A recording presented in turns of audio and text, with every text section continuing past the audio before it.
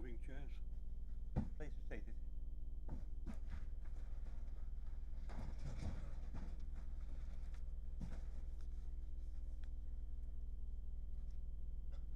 Right, welcome to the meeting of the Redcar Borough Council for today, the 29th of February. Can I ask you to switch off your mobile phones to silent? Most members will be aware of the recent death of a former councillor, Jean Kay, who served in the authority from 87 to 99, was a long-stander of the Borough Council and also a leader of the Lib Dems. Can you all be upstanding for 1 minute silence, please?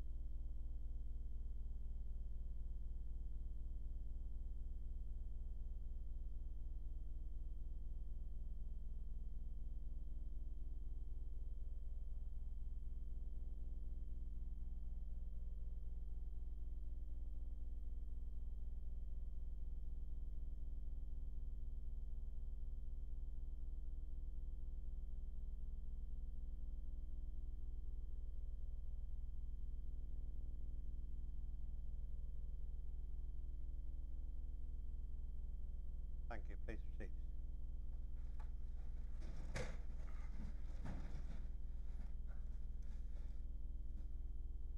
Right, apologies for absence. I've apologies from Councillor Bendlow, Clark, Kerr, Neil and Oliver. Is there any more? Councillor Leroyd, I think, is on his way. Any more?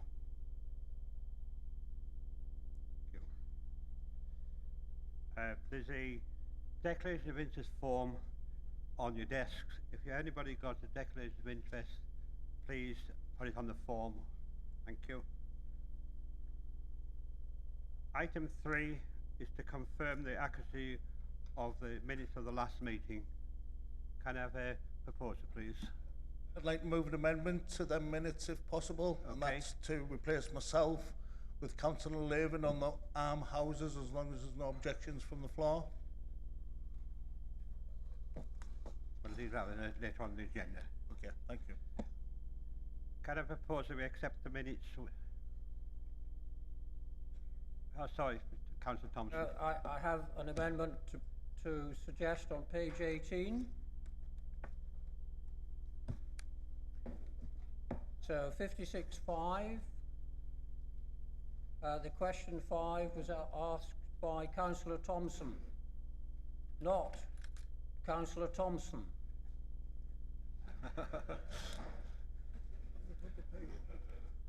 So could we have that appropriately amended, Mr. Mayor? Okay.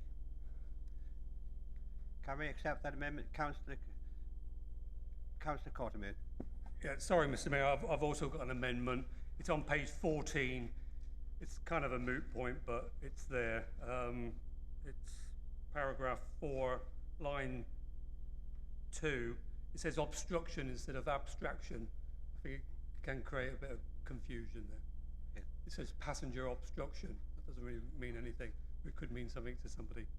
Okay, thank you. Thank you, Councillor. Any more amendments to it?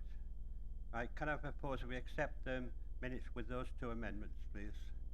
Councillor Brown, seconder, please. Councillor, right. That's been passed. Just to note the attendance matrix, I don't think there's any query on that one. Right, receive announcements. The first is for myself. I'd like to thank all those councillors who've made a nomination for this year's Mayor's Community Award, Achievement Awards, which will take place on Wednesday 27th of March in this chamber. Thank you.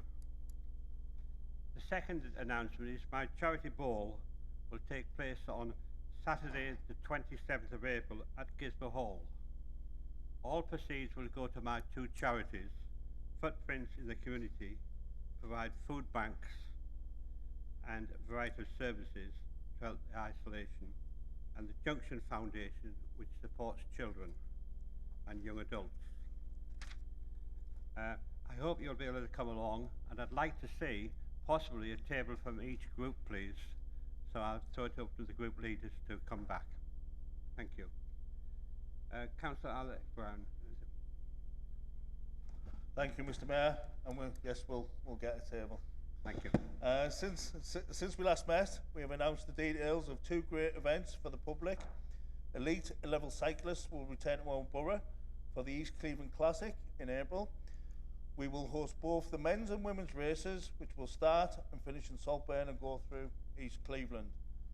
Previous cycling events have been really popular, and the public, and I'm sure people will turn out once again to watch the riders as they pass through where they live. I know me and my deputy went to Saltburn last time and it was great, wasn't it? In May, a new kite festival will be held on Redcar seafront. The festival will feature spectacular displays by kite experts and the opportunity for members of the public to learn the skills of flying a kite. There will also be food and entertainment to make a great day out for all the family. With the return of the music on the beach in Majuba, it is shaping up to be a great year for events in the summer. Now, for one, look forward to seeing the Libertines. Residents will have the opportunity to take up food and drink offers during this year's Taste of Redcar and Cleveland promotion. The promotion provides special offers for families to enjoy quality food and drink at any one of the 32 businesses which is signed up to take part. It runs until March the 10th, and I'm sure it will be popular as it has been in previous years. Our public park tennis courts will be refurbished after we secured more than £170,000 of funding from the Lawn Tennis Association. We would like all our residents to have the opportunity to be active, and this investment means that we will have quality facilities to try their hands at tennis.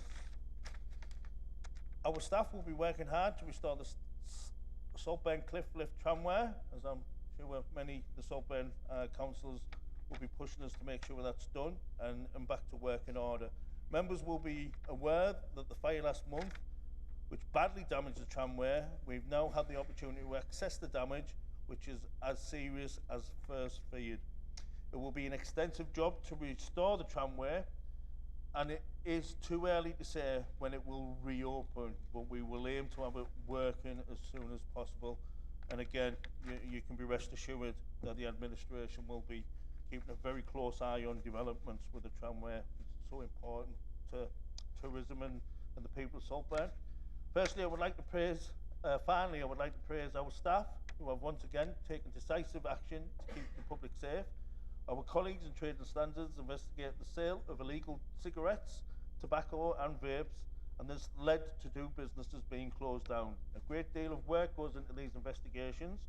I'm working closely with our legal team to bring the cases to court. It is another great result and a clear message to the small minority of businesses which break the law and affect the youth of our residents. Thank you very much, Mr. Mayor. Councillor. Any questions? Any announcements from Cabinet members? No announcements from Cabinet members. Any announcements from the Managing Director? Thank you, Mr. Mayor. It's just to remind members on that when we get to agenda item 8A, it will be a named recorded vote, and I'll go into the details of what I anticipate to get from you then. Thank you, Mr. Mayor. Item 7, there's no questions from the general public being received. So we move on to item 8, which is 4 reports from. We remind you that it is for the mover to speak for 10 minutes, the second for 5, and the mover then may speak for a further 5 minutes. I think Councillor Massey is doing the first report.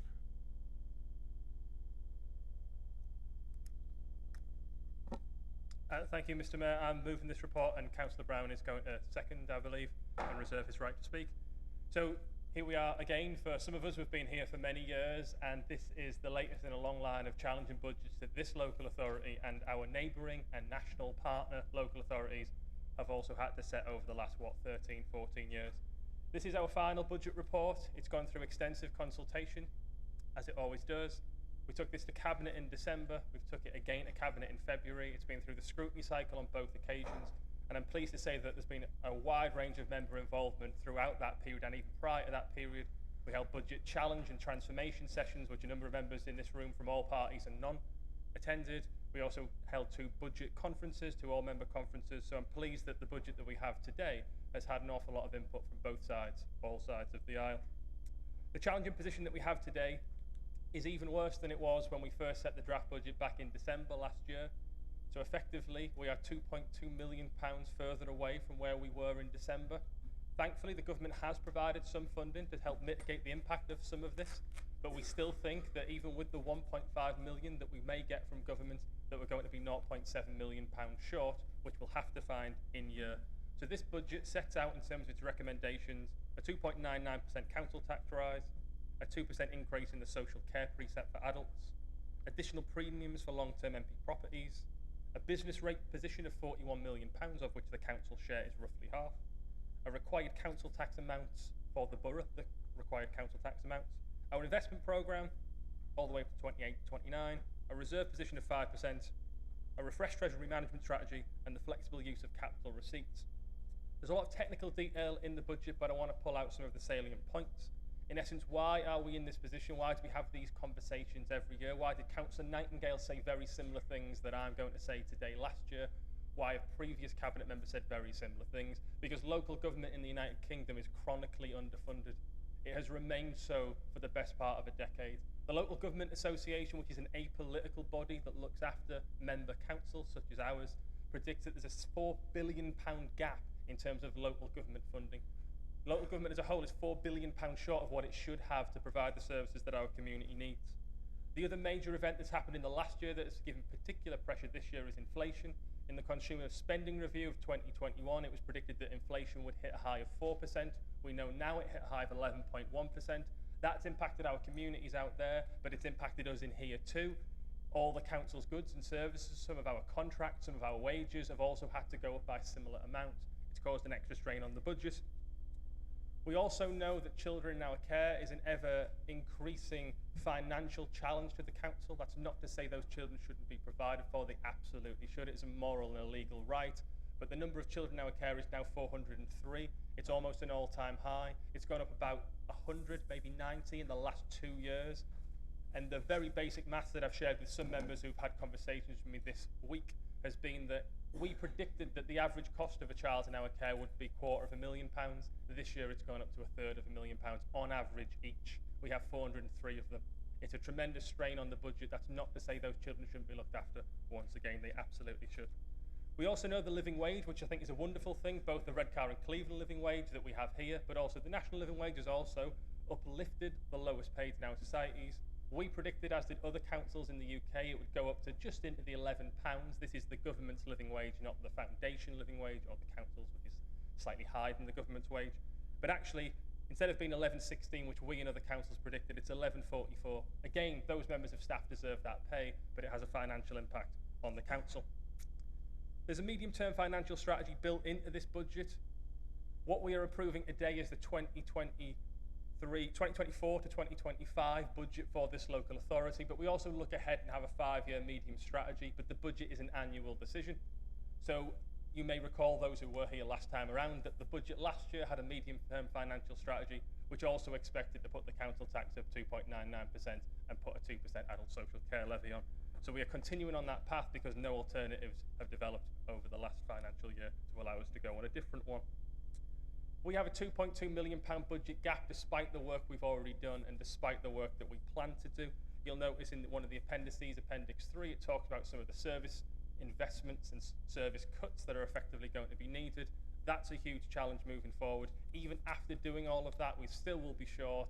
We'll be having these conversations again with all members as we go through over the next year to try and get this council in the most sustainable place possible. But it is a challenge, and a challenge that we're not alone in. Indeed, some of our neighbouring authorities are further down the road in terms of how bad this can get. The report also talks about fees and charges, which is a report that was approved by Cabinet back in December. It talks about the number of homes in the area, which has gone up by 400, 126. It talks about the council tax, and I appreciate as a council taxpayer myself that it is a challenge when council tax goes up. I appreciate that people in our community make very difficult decisions because budgets go up, inflation has been high, etc., etc. But I just want to dispel a myth that is often said out there, I've certainly seen on social media, that Redcar and Cleveland Council has the highest council tax, one of the highest council tax. It does not. Of the 12 local authorities in the northeast, Redcar has the third lowest council tax of all 12. The challenge that we have, though, is some rich areas in London, which have large-scale businesses, do have smaller council tax bases than ours. That's a real challenge and speaks to a national need to redress what is council tax, how we fund local government. It's long overdue. It's not been looked at since the 1990s, effectively. The report also talks about debt, which is 17% of our revenue budget. This is a concern. It's one of the only ways we can do excellent schemes out there with capital funding, but equally that is quite high. It averages at £1,300 a person for our residents, which is high, but not as high as some other authorities which have been in financial trouble recently. Woking averages at 18,000 per resident. Thurrock averages at 8,000 per resident. I couldn't find a figure for Birmingham, but I know it owes £3 billion. It's an incredible challenge that exists everywhere in local government. The report also talks about business rates, which has no growth based in the budget for next year, but some growth, £1.5 million in 2025 and £1 million in 2026 based on T's works. There are some rainbows on the horizon. They're not here yet, and they're not that large yet. Maybe something will address our problems in the future. I hope that it does. But today we cannot bank on those things happening in the next financial year, so we have to make difficult decisions today. We're increasing funding in children's services, given some of the issues I talked about earlier, increasing funding in adult services, and also having to increase our pay budget, which is staff's right. Staff work very hard, and they've worked incredibly hard in this budget and all the areas in the local authority.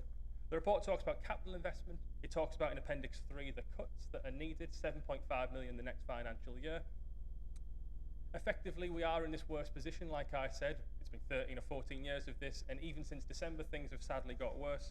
We were consulting in the past on a budget that was basically balanced, but now we're consulting on a budget that still has a £0.7 million gap, despite government coming in and giving local authorities 600 million.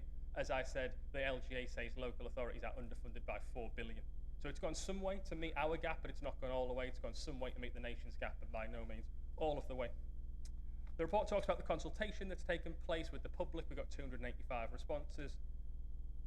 The budget is a difficult decision, though, and it's a difficult decision for all of us to have to make today. No one party rules this council. That is why, as we always should in my opinion, we have consulted so widely, we've had conversations across the aisles. But I just want to point out some facts that are not political. These are all from established resources.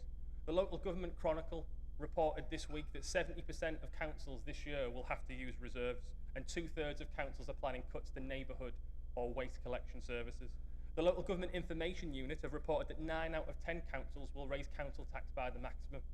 The Local Government Association has highlighted the £4 billion gap that I've mentioned. The Guardian yesterday, and we are not one of these councils, but the Guardian yesterday said that 1 in 10 local authorities in this country will go bust in the next year when they ask financial leaders of those authorities. 8 English councils have declared themselves bankrupt since 2018. 4 of them have done so in the last year. When councils go bankrupt, when 114 notices are issued, the power gets taken away from us. The council tax in those areas has gone up starkly. In Birmingham by 21% in the next 2 years. In Woking by 10%. In Thurrock by 8%. I know 5% is difficult. We don't want to get into a situation where it's 21, 10 or 8. My plea today is for councillors to recognise the position this council is in, of no fault of its own, of no fault of some of our neighbouring authorities' own, because local government is underfunded. The budget has been consulted upon with all of you many times.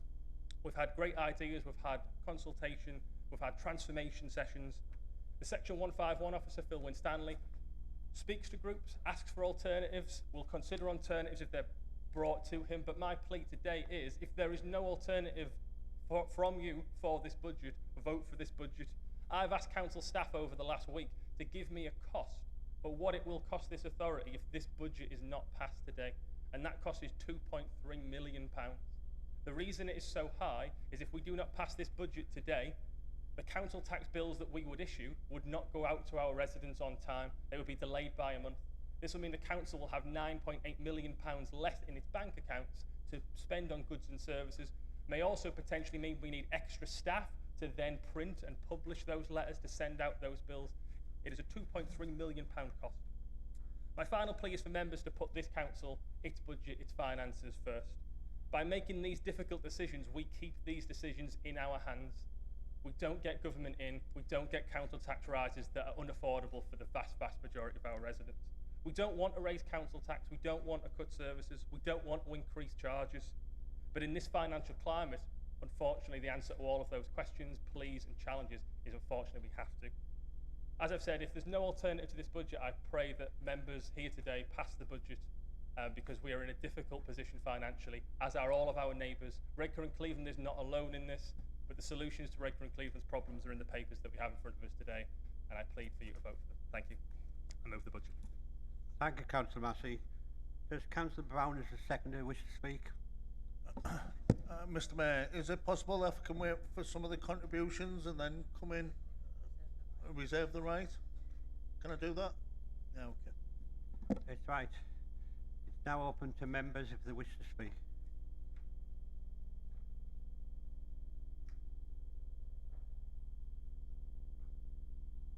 Right. Councillor Selvin.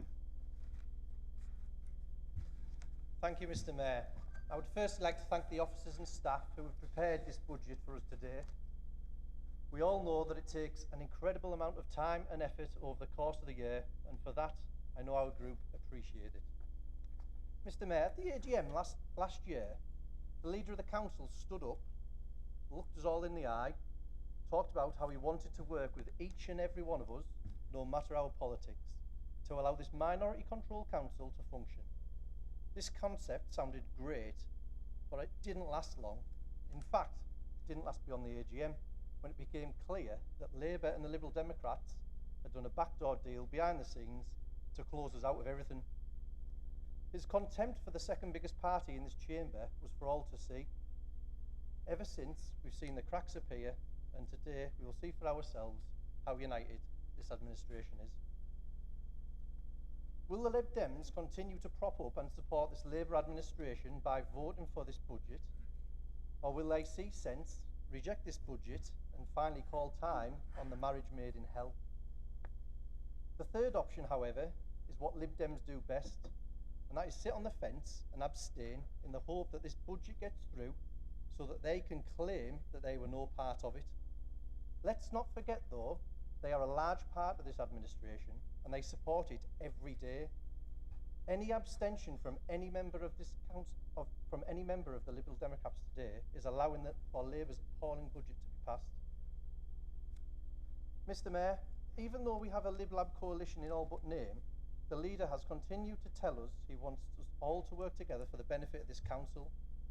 To this day, 9 months later, we Conservatives are still awaiting for an invite to do precisely that, work together. The only meetings I have had contact with the leader are ones that I've instigated myself, and the only time he's reached out to me was last week when he was fishing to find out how we were voting. How is this us all working together? We had the sham budget roundtable meetings in which we were all invited to give our opinions on things so that Labour could pretend they had listened to us, take nothing we had said seriously, then implement absolutely nothing we had suggested. All in the name of a PR exercise so the leader can say that we have all worked together on this budget. We tried to bring a motion to full council in our very first meeting regarding parking charges and the effects that would have on local businesses. We weren't listened to. In fact, we were blamed for it. Yes, you did hear that right, Mr. Mayor, blamed for it. We, as the official opposition on this council that makes no decisions within it, were blamed for the introduction of parking charges. Truly baffling. Now we find out Labour's mayoral candidate is promising free parking for everyone across the TVCA, which solves a problem that Labour created in the first place. And let's not forget, They promised free parking in the borough prior to May 2023 elections, then reneged on these two. I suppose when your party is devoid of ideas, if you create a problem that wasn't there, then fix it, you'll look, well, devoid of ideas. The bin tax is another issue I can't support, and whilst it's not officially on this budget, councillors were not consulted or given a vote on this significant funding change. To make matters worse, the leader himself told residents that they can put this waste in general waste. So why would anyone sign up for this ludicrous scheme? The leader was very honourable taking the bin tax to Cabinet for Cabinet to decide, or was it that he knew this issue would be defeated with a council vote in this chamber? More signs that the Lib Lab coalition is breaking at the seams. Mr. Mayor, one thing I need to make absolutely clear is since the formation of this unitary authority over 30 years ago, the Conservatives have never had a majority control of this council, and it's telling when you look at the amount of money that is being wasted in procurement. We've brought this up on numerous occasions in committee meetings and at full council over the past 9 months. Procurement needs to be the priority of this budget, and once again it is severely lacking an acknowledgement that there is even a problem here. Well, there is. The 5 Conservatives representing Eston and Nornby wards were appalled by the prices that we were being quoted for Christmas lights. So Councillor Dave Taylor took it upon himself to make some inquiries last autumn. Credit where credit is due. He did get help from the Cabinet member, Councillor Chris Massey, on this, but all it took was a few phone calls, a few emails, and the council saved a whopping £22,000.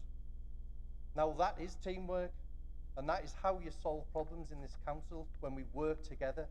Imagine the savings that could be had across this borough if we actually work together at rooting out these overspends. In another issue, Councillor Stephen Martin got lighting fixed at the underpass of Greystones roundabout. He got 2 independent quotes off 2 local tradesmen for £3,000 to £3,500, same spec lighting, only for this council to pay 200% more. Yes, that's right, 200%. The actual price for £3,500 lights was £9,865. Now, I know the council signs long-term contracts in advance, which naturally adds a premium, but over £6,000 more expensive for such a small job. Really? This is not acceptable. Labour needs to get a grip of the systemic issue within our council, and I request that all councillors start to question jobs being completed in their wards, like we have in ours. And if you smell a rat, call it out, send the appropriate emails, make the appropriate calls. This should be the priority for this council right now, and the council needs to get a grip on this situation immediately. For this council to bury its head in the sand once again over the issue of procurement is another opportunity missed. These procurement savings could help drive down residents' council tax bills, pay for green bins that are to be collected for free, and offer free parking across the borough. So having heard all this and seen the residents are once again of the poorest region in the country asked to stump up another 5% rise in council tax, is it right and fair that we do so when there's so many things that we can sort out within house first? To ask me as an opposition councillor to support this budget when there are so many issues left with it isn't fair. The residents of Redcar and Cleveland already pay some of the highest council tax in the country. Another 5% is expected of them this year, and this is the 2nd year in a row a 5% increase is being asked of them. Are residents aware that for every £1 they give in council tax, 17 pence is going straight to the banks to pay down interest on loans? That's right, 17% of every pound in council tax is paying down the debt of the disastrous decisions made by consecutive Labour administrations within this council over the past 3 decades. Mr. Mayor, in conclusion, despite the rumour mill going wild, from speaking. I'm in conclusion now, Alec. Mr. Mayor, in conclusion, despite the rumour mill going wild on social media, I can assure everyone, including Councillor Leroy himself, that no back deals are being done behind the scenes between ourselves and the Labour Party. For all the reasons I have stated in this speech, I will be rejecting this budget. Thank you, Mr. Mayor. Councillor Julie Hart.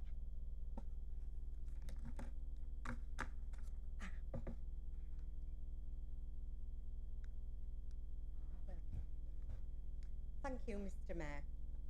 As an elected member and paid representative to be a voice of my ward, Hutton, I will be really upset if anybody does abstain on this budget today.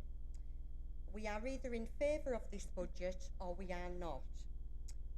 We are paid by our residents to give them a voice, and that voice does not mean we sit on a fence so that we can't be blamed either way, whichever way this budget goes. We're also one of 11,930 councils within this country. Not all 11,930 councils can't manage their money, and I think it's terrible that we're being blackmailed to say if we don't pass this budget today that it's going to cause more mayhem. We're here to work for our residents, and that's what we should be doing. Given the fact the budget will still be in deficit and the Cabinet are still happy to borrow money for things like second pools, I see no reason to take our residents' back teeth out, while meantime driving our local economy further into the ground. This budget will hit the lower and middle working class people in our area that are already hard hit by rising costs. This budget not only is asking for an extra 4.99% in council tax revenue from these hard-working people, it is also asking them to shell out for the following, which I'm sure we're going to hear a lot about today: the green bin waste tax. Looking on analysis, I think this extra tax, above and beyond the 4.99% increase, will cost far more to implement than it will to reap in revenue. I fear that we will only be left with just one dusty bin at the end of the day. How will this be monitored? How will our collectors know who has paid and who has not, and at what cost? How much more money on advertising will we spend to get this white elephant off the ground? Use the advertising space on paid advertising to generate an income instead. Back to my best love for my residents of Gisborough, and that's parking. Our hard-working residents are now expected to pay £8 for 3 hours in order for them to boost their local economy and keep their dying high streets alive. We will make more revenue than we are now by lowering this ridiculous cost. Again, as I ask you, use the advertising space on paid advertising to generate an income instead.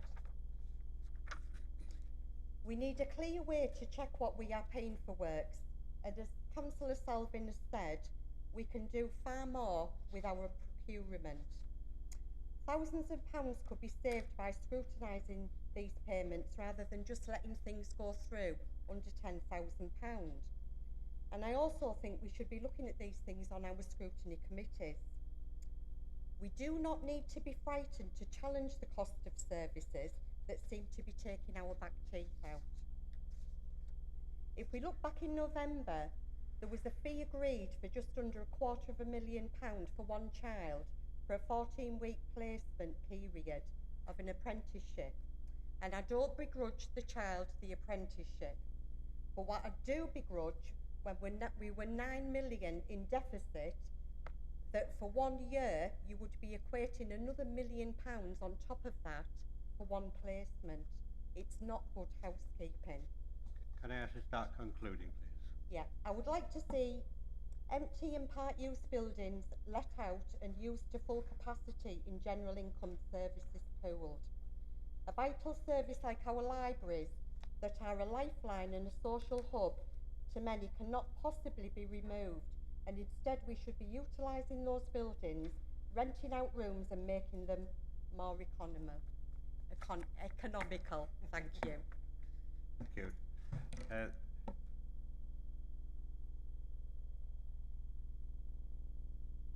have been 5. Councillor Glenn Nightingale. Thank you, Mr. Mayor. I'm a bit surprised. I thought this was about a budget, not what the Liberal Democrats actually do. And there are several factual points. The Conservatives were in power between 2003 and 2007 in coalition, yes. But we did work together and collaboratively in any case.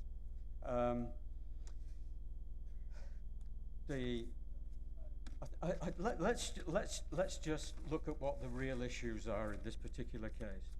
First of all, it's the ingredients of the budget, and then it's the level of local taxation, and then the financial consequences of not passing this budget for the services of the council and the financial issue of the council. I think it's very important to recognise that by passing this budget, we are not actually in detail committing this amount of money to spend. It is not set in concrete, in other words. Events take place during the year which shape the budget. And I think it's important that we recognise in some parts of this that there are really some considerably peculiar estimates. For a start, in terms of the service investments, what is the exact spending going to be? 2 out of the 17 actually just are rounded to 1,000. What is the basis for the calculation of this? In the saving proposals, all are rounded to 1,000. I just want to give 5 samples of this.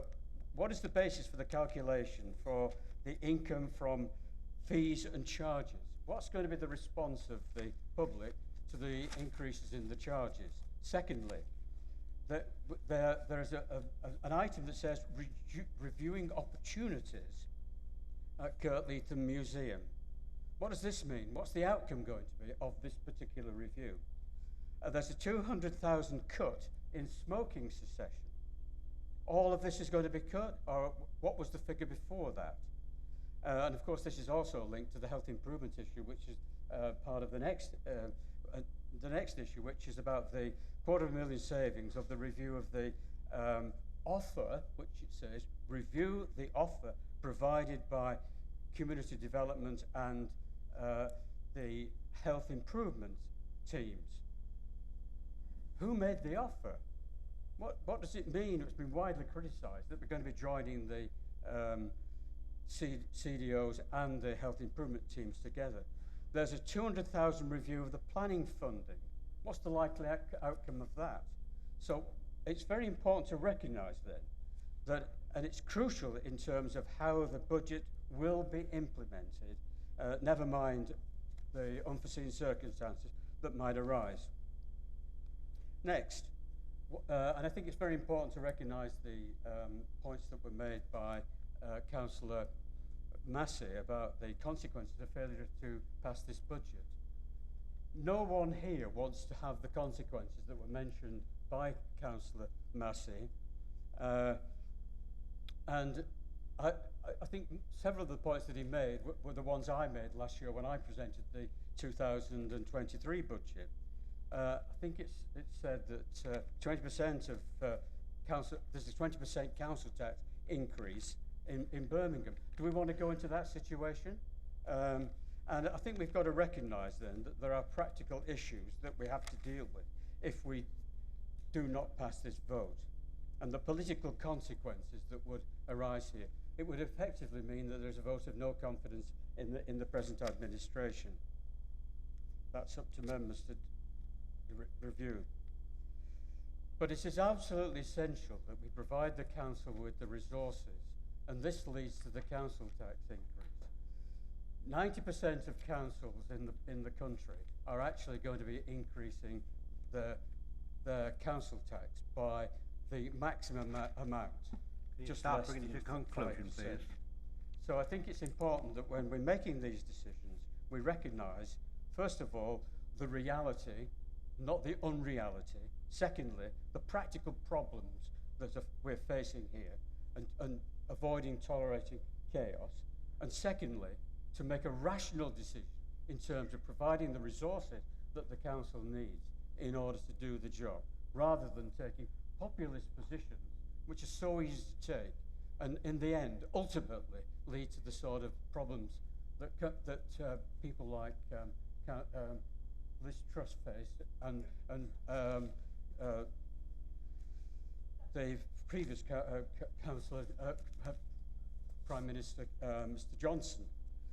So to conclude then, I think it's important that we ensure that the council has the resources to do the job, and it's important that the Resources Committee during the year is scrutinising exactly what is being spent to ensure that the people of this borough get the benefits of council services they deserve.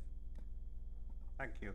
I have a long list of members who want to speak, so I'm going to make sure that I stick to the 5 minutes, please. Councillor Leroy. Thank you very much. Just to remind members, I'm not the council leader.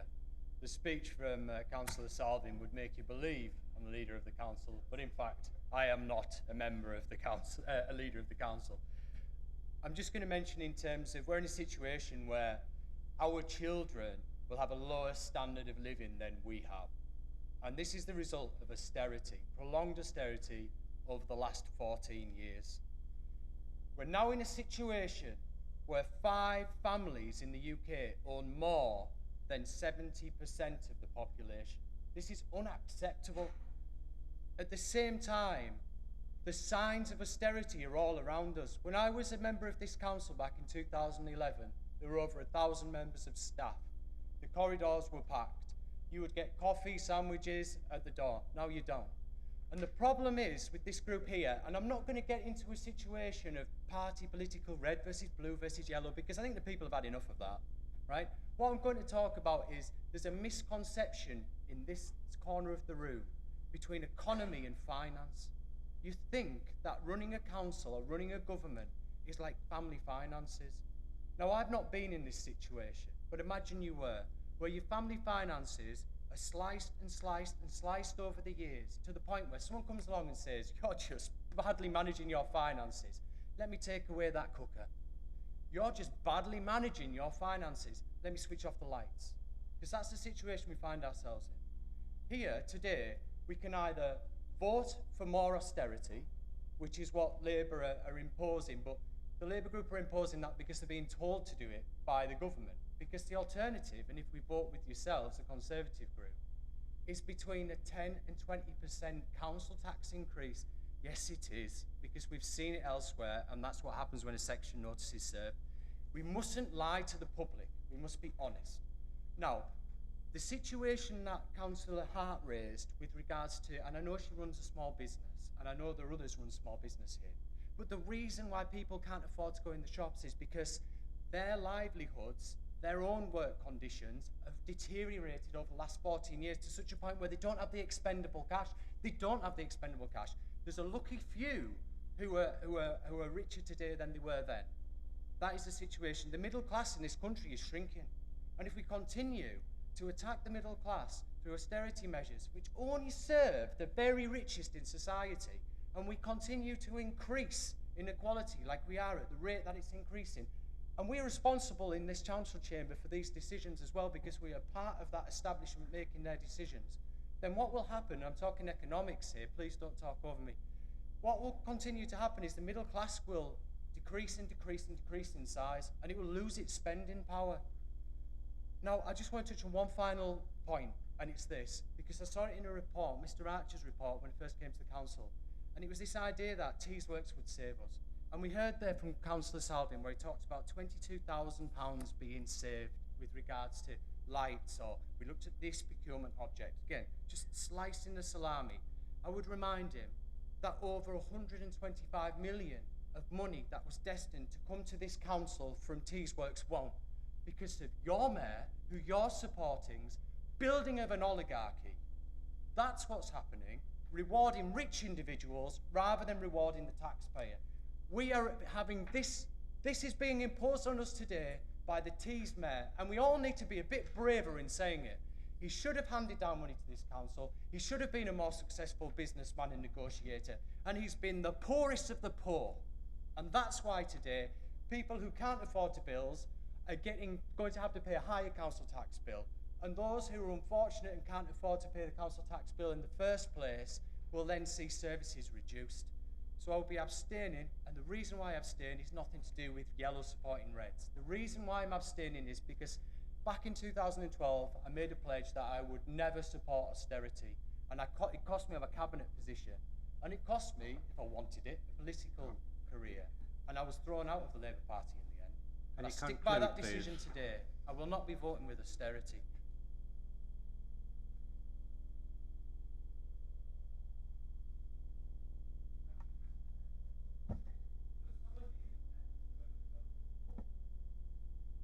Against.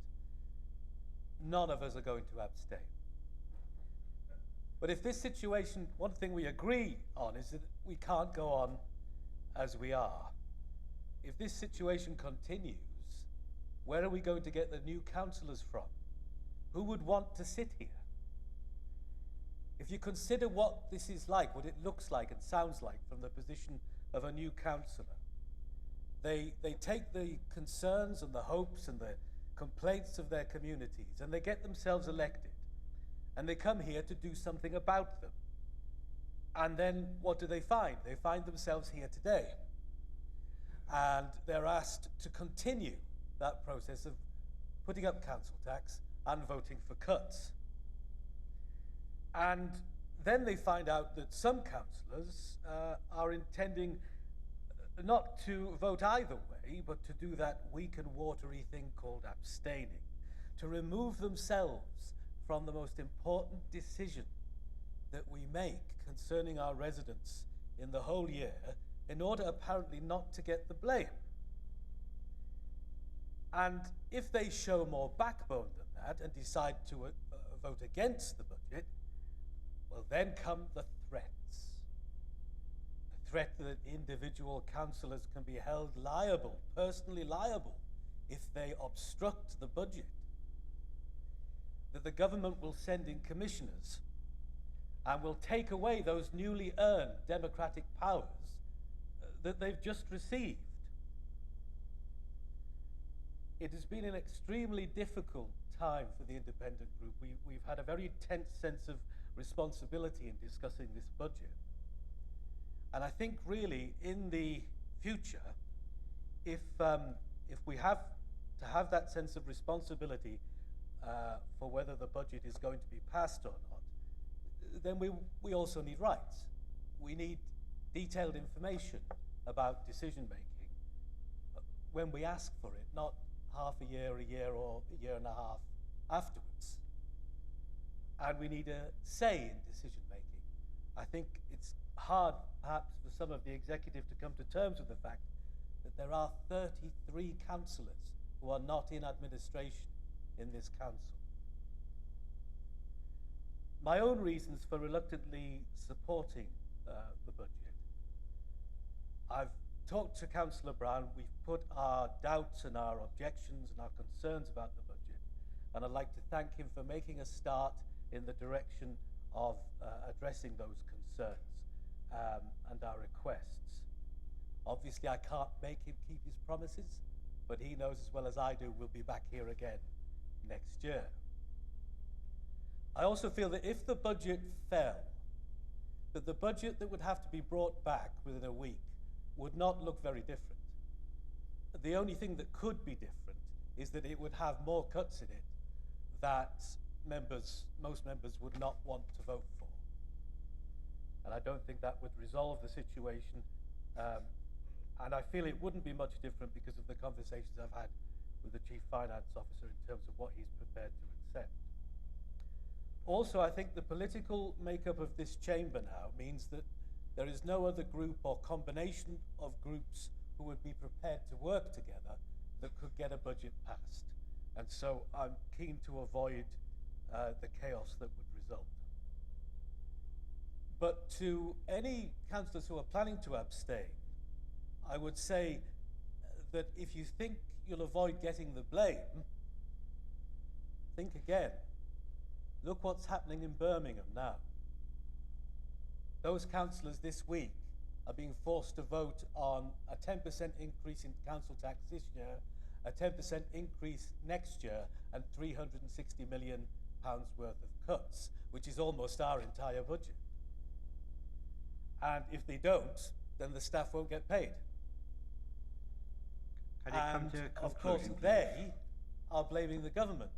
And to some extent, that's justified, perhaps not entirely justified in their case. But the people on the streets are blaming the council. So if we ended up in that situation, it would be all of us getting the blame. It would be all of our reputations that were tarnished, I think, if we came to that situation. I've finished. Thank you, Mr. Mayor. Councillor Ian Hart. Thank you, Mr. Mayor. I'm sure we all in this chamber could look at any budget and find things we don't like in it. My concerns are more in the implementation of the budget going ahead. What I see in this budget in terms of savings is cuts in staff. That's probably inevitable that people are going to look for that. But in doing that, of course, we lose intellectual property. And we've all seen what happens when we lose intellectual property in the last 12 months. Look at what happened to Beyond Housing last year when they outsourced their cutting of the grass to an outsourced service. They lost a key person within that organisation, and the result of that was not just bad publicity for them, we got the blame.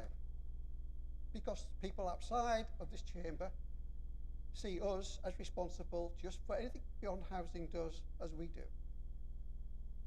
I would not like to see that happen in the next 12 months. The same is the change of the CDOs. Again, intellectual property there is going to be lost, because as far as I can see from all these reviews, I can't actually see where this merger of health and the role the CDOs do at the present time is going to bring benefit to this. It's going to go to, it's a push towards a health service. We're moving people from what they do now and helping councillors to doing the health role within that particular directorate. I would just like to say that I hope other members like myself will look at the scrutiny of what this council does over the next 12 months with this budget. Because it's a budget, it's not exactly how it's going to be spent.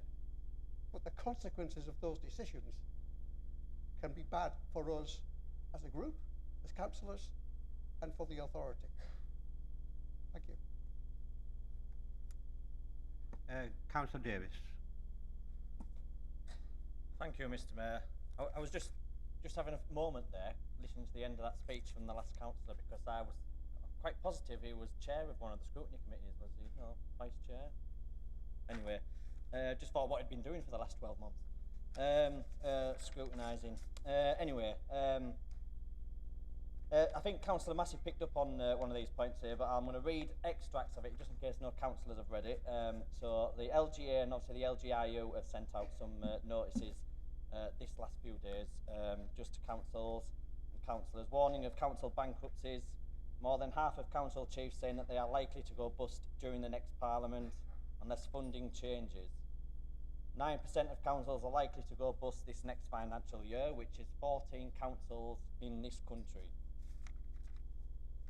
This council's lack of revenue support funding, combined with inflation and rising need in adult children's social care and homelessness and SEND services, has stretched councils' spending power to the brink.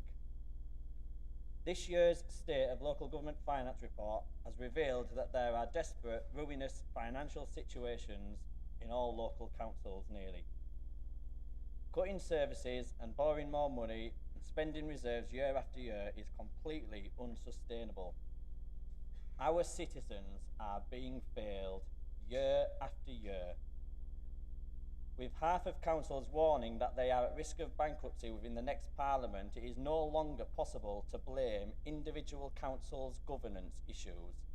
It is clear that the issue is systemic.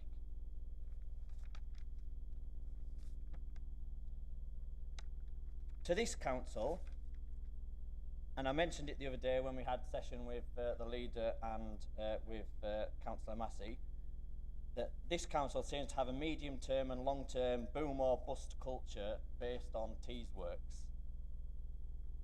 A lot of the decisions that are taken this year are potentially decisions that will get the money back in a couple of years' time, or we'll be in a position where we'll probably on one of those percentages of councils that will go bust if the money doesn't come in. There's a lot of politics when it comes to council tax. Now, council tax is one of those where it's like the government suggesting that councils can make the decisions locally because we're best placed to make decisions for the people that we represent. But by giving you less money all over the country, and by giving people, well, which is absolutely fair enough and just, giving people wage rises so that they've got more money in the pocket to pay the council tax that we're going to have to put up. So it's like making everybody look good, but then making all of us look bad because we're the councils, and everyone hates councils and councillors because we all get to see it every day when we're always getting the blame for things when things like this happen.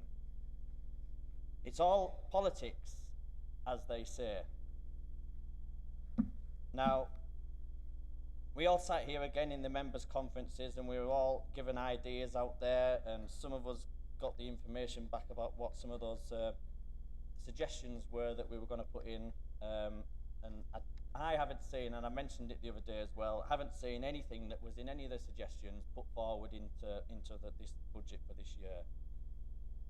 So, you know, for me that's just been a complete waste of time. But moving on, Mr. Mayor, I think the most critical part is obviously the CDO issue for me, and as it's been mentioned there, CDOs play an important role in, especially in my community, and not only my community, in communities around mine, because the same person covers that same area. By adding more workload into that role and having what they call a pool system, is, as far as I'm concerned, I haven't seen enough of a job description, what is being proposed in the role, whether pooling is still the plan or isn't the plan. Will health still be included in this new role, or is it likely to change? But we've had nothing in writing to confirm that support, just a commitment from the leader that certain people might still be in the role or still might not be in the role, depending on whether there's job things or not. But I'll finish off anyway, Mr. Mayor. As a horse racing fan, I'm an avid watcher of events such as Cheltenham and the Grand National when it's on TV, which is apt because it's on TV shortly. Being the end of a marathon jump running season is a bit like electoral terms of office. Now, last year, the current administration got the support of the team in yellow to form the new administration, but unfortunately, at the first political hurdle set in the budget, potentially they won't live up to support it. Now, if this budget falls today, it won't be my fault. It won't be the independent group's fault. It won't be Councillor Clark's fault. It won't be, never mind. When placing your bets, it's always difficult to know who to pick. Who will last the distance? Who will jump when required? Our AGM is in May, and you can make your bets now, please, because the last one was a non-starter. Thank you, Mr. Mayor. Councillor Alec Brown. Yeehaw! Right, first of all, I'd just like to thank the sensible people that have got up and spoke and dissected the budget, and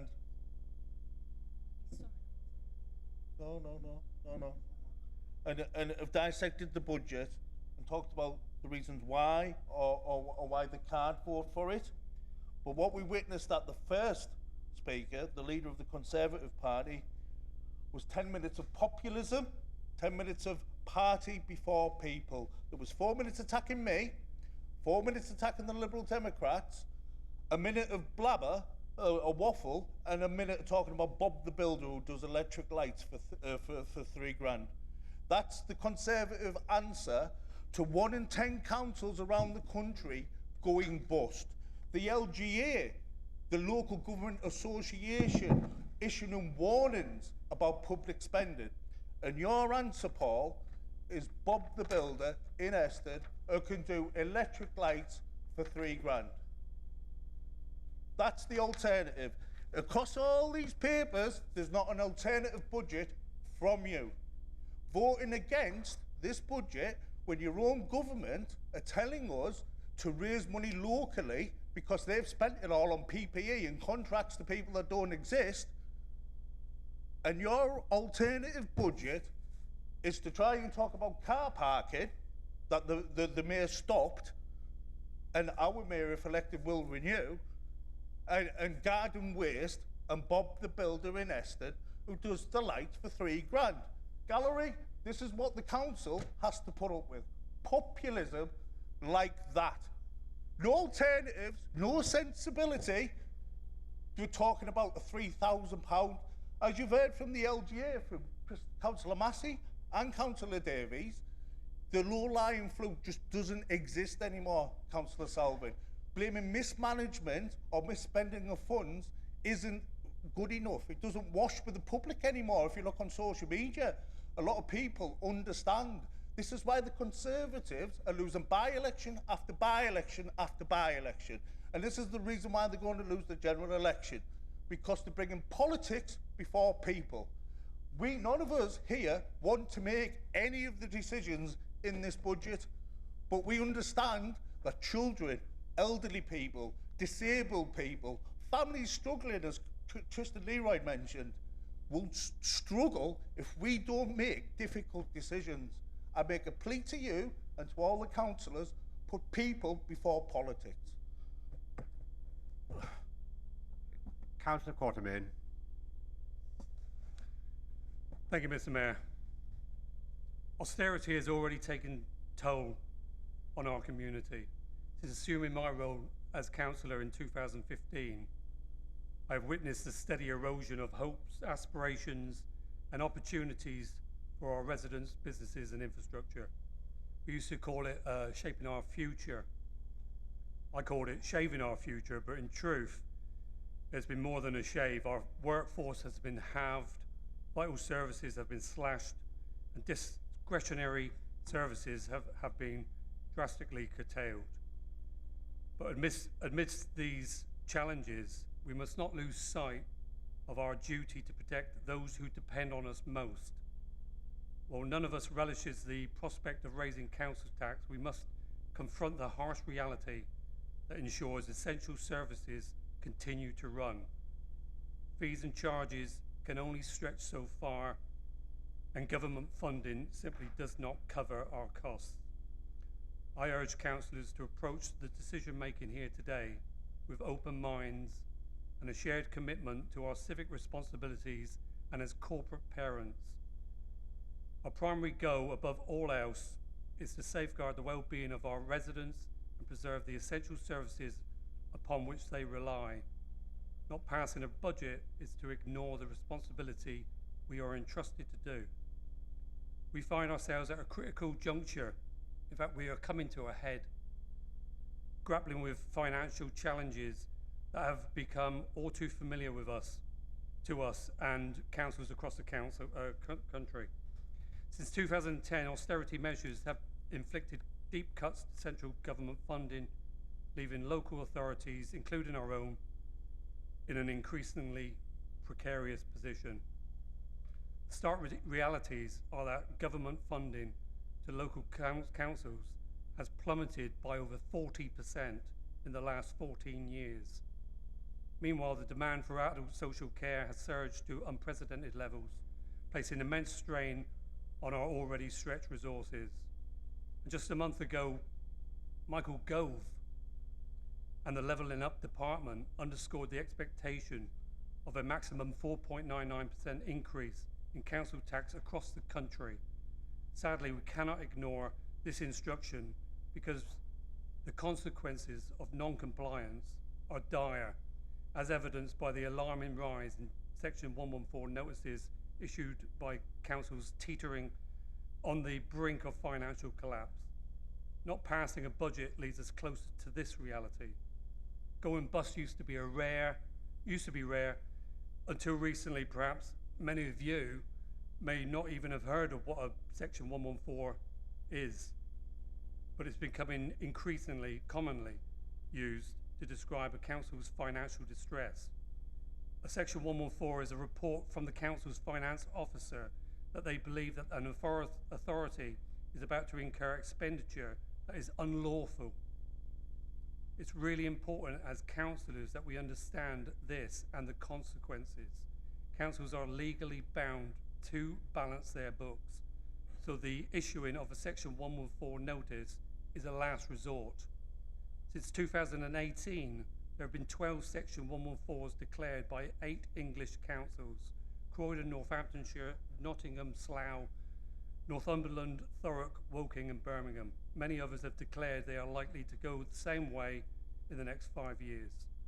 The consequences of this, of course, is the government coming in to take over the council's spending, and aside this meaning selling off assets, removing discretionary services, raising fees and charges to unprecedented levels, it would of course mean raising council tax to the maximum level year on year and even beyond the cap altogether.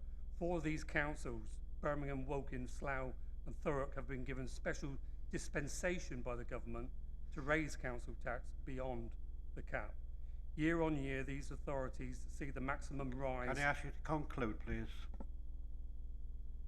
And we've heard that Birmingham are making these rises 21% over the next 2 years, Croydon 15%, others 10%, and many others above 5%. I'll just finish off now. So today, let us stand united in our resolve to support this budget. Let us make the difficult decisions that are required to shield our residents from the potential of even greater hardship. Thank you. Councillor Barry Hunt.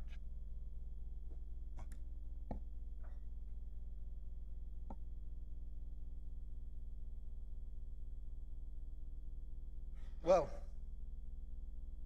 last year I was sat there. We listened to the same things, we'd had the same things from the officers, we put our budget, and we were begging people to go for it. Because, you know, at the end of the day, the officers were saying we haven't got this, we've got that. So we had to make decisions, and I sat there. And I've, even to the day when we were sat there, I was that far off not voting for it. And I was on the cabinet. So, you know, I'm not got things written down and going on. I'm speaking from the heart. And if people don't like that, well, I'm sorry, but that I'm speaking as I see it. I've had that much for a bad time over thinking about it and going on. We've discussed it and discussed. I was nearly there. The other Broughton Ward councillors, we talk about things and try to come to agreements with each other. And I mean, I've even had a bad enough time. I had a bad dream. I was putting the bin out, the rubbish in the bin, and Alec popped out and said, well, what's the alternative? That was in the middle of my dream. So that's how bad it's been. Anyway, so I've right up to this morning, last night, I never slept and everything like that, because you do see what's going on, and you see, I know what's going on all over the country. It was all on television all day yesterday. How many councils are doing this and what's this? And the threat is there. We're going to have the threat next year. So what I did was I was getting in the car to drive out, and I drove up to the community centre. And there was people in there having the breakfast and things like that. There was a few in. So I asked them, I said, I've got to make an important decision today. What do you want me to do? I explained to them about the budget. I explained to them about how everybody thinks to just get the bins emptied and the roads fixed and the grass cut. Don't realise the rest of it's children's services, adult services. I explained all that to them. Being the cabinet member, and I mean, I feel so, what if we had taken out of it £2 million out of the budget? You know, that's you can't cut anymore. The bones, you throw the bone now. And so I asked these people, and I explained to them. And from my heart, I cannot look them in the face. Every one of them said, stick up for us. And, you know, I mean, at the end of the day, they're not going to get. We're putting the council tax up. You've got to do that, because that's what's the thing. But we should be voting on, we should be voting on putting the council tax up and giving them a service for what they're paying for. They're not going to get a service for what they're paying. We can't do it now, and it's going to get worse next year because we've got less staff to do things. We're not going to be able to do the roads and do the things. You're going to have the hardest time, and I feel sorry for you. And Chris, I have a lot of respect for you, and I appreciate every bit of work that's gone in from all of you. I appreciate it because we had to do it. We sat there and we had to do the same. So I've got to say that from my heart, I cannot look people in the eye that I live with. I always use a phrase, I live on the ground with the turkeys. I don't soar with the eagles. I know all the eagles, but I live on the ground with the turkeys, and I know what goes on, and I know how people are suffering and what they're going, because I live there. And these people are telling me to stick up for them, and I've got to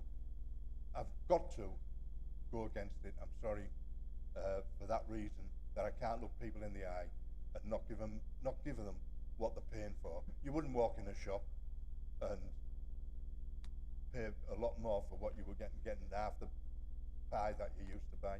Well, you do with chocolates and things like that, don't you? But at the end of the day, I'm just speaking from the heart, and I know everything that you're trying to do, I appreciate it, but I've got to do what I think, and I'm standing by the people that I represent. They told me this morning, and that's why that's what swayed me, because they told me. So thank you, Mr. Mayor, for not telling me to shut up like you usually do. So, and you know, I'm sorry. Yeah. Right, thank you. Councillor Luke Myers. I wasn't planning to speak in this debate, but I have to say I was astonished by the pre-written remarks from the Conservative Party, which was simply to blame Labour. And I know there are decent Conservative councillors among them who recognise that there is a national crisis in local government finances, as has been set out by councillors across the chamber. And you only have to look at councils like Thurrock or Northamptonshire or Hampshire or Croydon or Kent to know that there are Tory councils and Lib Dem councils and independent councils and Labour councils that have all been pushed to the brink financially after a decade of increasing demand and decreasing spending power from this Conservative government. And what's their response today? Do they join with everybody else in this room and come together and provide solutions? Do they provide any kind of alternative budget? No. Once again, their response is just to blame Labour. Well, let me tell them, Mr. Mayor, blaming Labour is not enough. Nobody here believes it, including, I think, several of them, but nobody out there believes it either. Because blaming Labour isn't going to cut it after 14 years of Conservative government. 14 years. And what have they got to show for it? An economy in chaos, an NHS on its knees, school class sizes through the roof, the classroom roof caving in, taxes, the highest in 7 decades, growth on the floor, trains broken, buses cut, public investment down, crime up, defence weakened, housing depleted, wages stagnant, trust broken. That's their record after 14 years of government, Mr. Mayor. They want to say that it's Labour who's responsible. Well, that's exactly what we will be after the next general election. Thank you. Councillor Philip Thompson. Thank you, Mr. Mayor. This budget will be looked at not just by residents of Cleveland and our borough, but it will be looked at by officials in Whitehall, and it will misrepresent our true position. We all need to be understanding, if we're not already privy to. The majority of our income comes from central government. So whatever we're talking about today in terms of council tax is paltry in comparison to central government support. So what we need is a budget that actually tells the truth. Now, our 151 officer has done the best that he could given the political pressures that no doubt exist in preparing a budget. But I'm just going to read some of the narrative that looks at one of the key elements in the budget, in the medium-term financial plan, and they refer to our reserves. So on page 58, 8.2, the extent of the cost pressures needing to be provided in this medium-term financial strategy are significant, and left unmitigated would exhaust the Council's reserves, leaving an unsustainable financial position.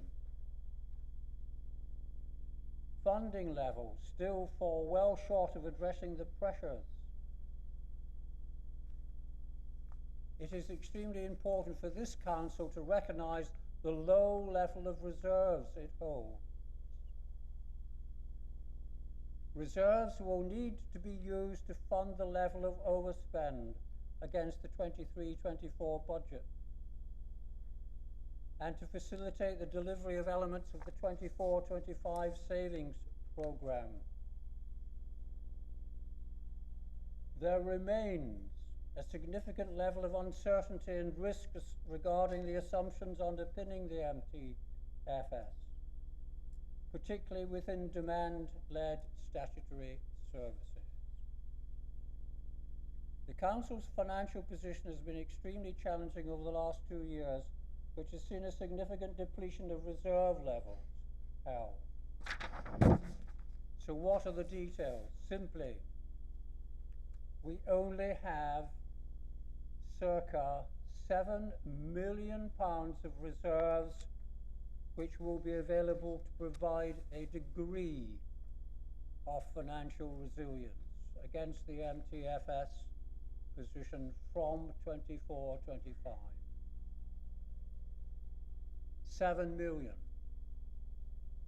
So what is the forecast net revenue? 11.25 million. We are already forecasting a deficit. So today's budget does not address that. We are not building reserves, we are depleting them on plan. We have not made provision, Mr. Mayor, for many costs that we will have to incur. Where's the £300,000 spend for our next local plan provision? Where is the £250,000 spend that is committed to Saltburn chalets? Where is the £2 million spend that is required to bring Saltburn Valley Gardens off the at-risk register? And where are we in terms of identifying these to central government? Can you start concluding, please? So, Mr. Mayor, we need to have a budget that spells out the reality of where we are, and not to disguise, consciously or unconsciously, our financial position. Councillor Pugh. Thank you, Mr. Mayor. I'll start by saying that I can't, in good conscience, vote for the budget put before us today, but I recognise that the Council has financial challenges and it does have to make tough decisions. We've had a pandemic, had a war in Ukraine, and of course, a legacy of decades of financial mismanagement at a local level. It's true, it's true. It's true. Sorry? I'll concede that whilst we've never had a government in my lifetime that's had more of a focus on the Tees Valley, that's invested more in the Tees Valley, it will take time for this to be reflected in an increase in business rates. Obviously, economic revitalisation won't happen overnight.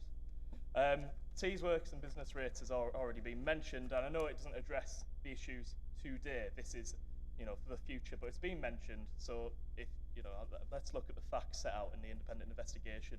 The taxpayer has invested £560 million. That's a huge sum of money.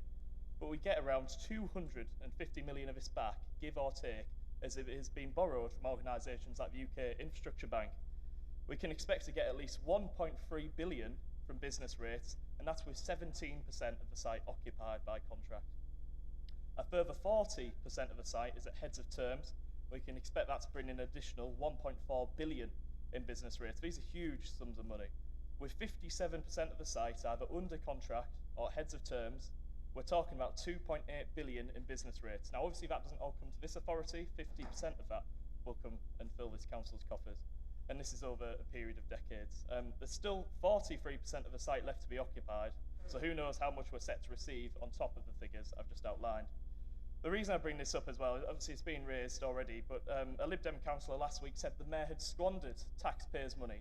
500 million is a huge sum of money, there's no doubt, but as I've outlined, we're going to get half of this back, the taxpayer in general, because it's being loaned, and the site costs £20 million a year to maintain, so if you leave it for 10 years, you're already talking 200 million, so at least we've invested money, and the site's now going to have an outcome and hopefully support this council's finances in the future. But we'll get back to the budget, because I appreciate, this is a... Sorry, Councillor Leroy, can you keep quiet, please? Thank you. At the end of the day, we're here to represent the views of our ward residents, and it's been made very clear to me by residents in Normandy that they deem charges like the new green waste charge to be completely unacceptable. Obviously, this charge was implemented by the Cabinet. It didn't come to this chamber for a vote, and therefore I can't demonstrate to my residents the opposition unless I vote against today's budget. I know that elected Labour members will be asking in their heads how we'd raise money if we were in their position. Obviously, procurement has been outlined, and I've got to say I was somewhat disappointed with references to Bob the Builder and stuff. I think procurement is a really serious issue, and we're not just talking about £7 grand in Eston. We're talking about thousands of these agreements being made across the whole borough, and if you're making... Yes? Okay. Councillor Brown, with due respect, Mr Mayor, I'm just trying to... Can you... Today, and I'd like to hear what the councillor's got to say. Thank you very much. I appreciate that. I do. So yeah, can you imagine the savings we could make across the board if every delegated decision was scrutinised properly? Whilst I won't be voting for today's budget, I do wish to say a sincere thank you to the officers across the council. I know I've worked incredibly hard for many hours, days and weeks to configure the savings they have.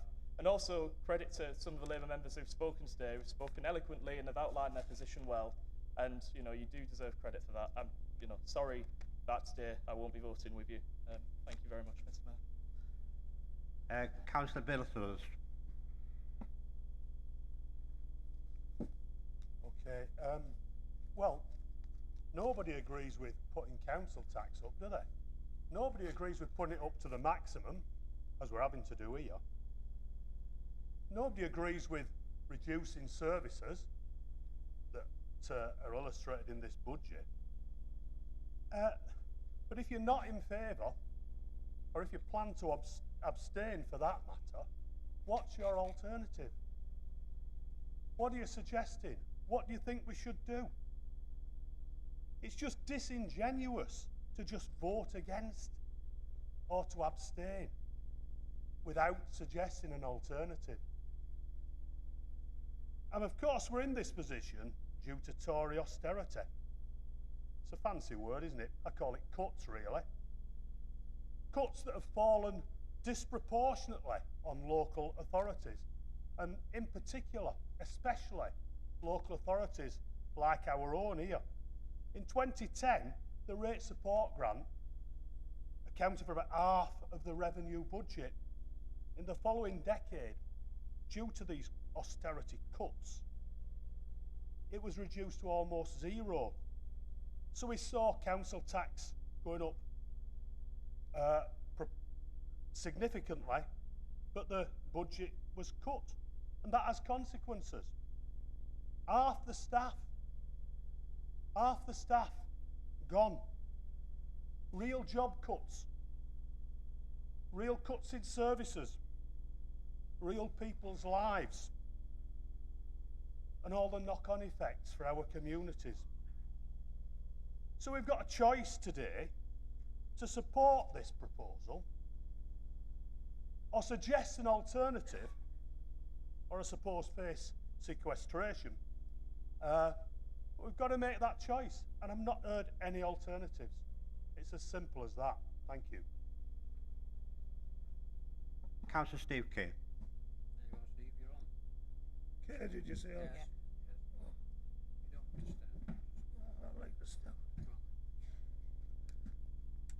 Right, excuse me if I'm a bit lopsided, Mr. Mayor. I've had an operation on my foot, so I won't be standing here for 5 minutes. I think there's a bit of naivety going on amongst the major parties here. The Conservatives seem to have the view that everybody should get together and work together. You know, it's a parish council sort of mentality. But in senior government, you don't work together. Somebody gets a majority, they become the controlling faction, and your job is to oppose them. And you can't expect them to be wiping your backsides all the time either. You know, you've got to really get stuck in. Now, I'm surprised a bit about Councillor Myers, because this unreality exists on both sides. He thinks he shouldn't even be attacked, or Labour shouldn't even be attacked. Wait till you get in next year. The Conservatives will be pulling you to pieces because you'll make such a mess of it all. To get round to the budget, I agree with those people who've said that we've got to make basically we've got to make the best of a bad job, and to abstain is really a get out, and everybody should vote, in my opinion, in a solid fashion, yea or nay. And I do fear that if this budget doesn't go through, what we'll be left with is something far worse. So just think that. Best of a bad job in very difficult circumstances, and vote accordingly. Councillor David Taylor. Thank you, Mr. Mayor. Excuse me if I got some figures wrong. It is my first budget, so I do apologise if they are. Just more of an observation, really, I suppose, for Chris, is I think people don't mind spending money if they can afford it or see the value for money in it. I think when we sat in here in May, there was figures bandied about being £7.9 million into debt. That changed to £3.9 million. Chris, you said today that we're currently 2.2 million with the government funding of 1.5. That leaves 1.7 in debt. Yeah, that's correct. So so it's going in the right direction from May. Yeah, we're going in. Yeah, still overspending. So again, might get these figures wrong, but if we're currently 0.7 in debt currently with the 1.5, even by bringing the green tax bin at 66,000 homes in the borough, that would be, if 50,000 homes signed up, that's £2 million. So now when we look at that in the green, then if we can look at sort of things like the procurement and cut down on, as you say, your Bobby builders, etc., etc. There was, you know, there were just two jobs that we sought. You know, that's £30,000. That's, I think, something like 3 lollipop people. All right. So again, like for me, I'm just looking at the figures, and if we're providing the borough with increases of 5%, if people can see the value for money in it, we're doing a lot of cutbacks, but we're not getting anything extra. But also the green tax bin at 40 quid is going to gain 2 million. That's going to put us in the green. So again, apologies if the figures are wrong. I haven't looked right into it, but it's something to look at. Stephen Martin. Again, this is my first budget, so I do apologise if I'm a bit rusty. Obviously, it looks like Mr. Alec Brown doesn't like Bob the Builder. But I can't like Bob the Builder.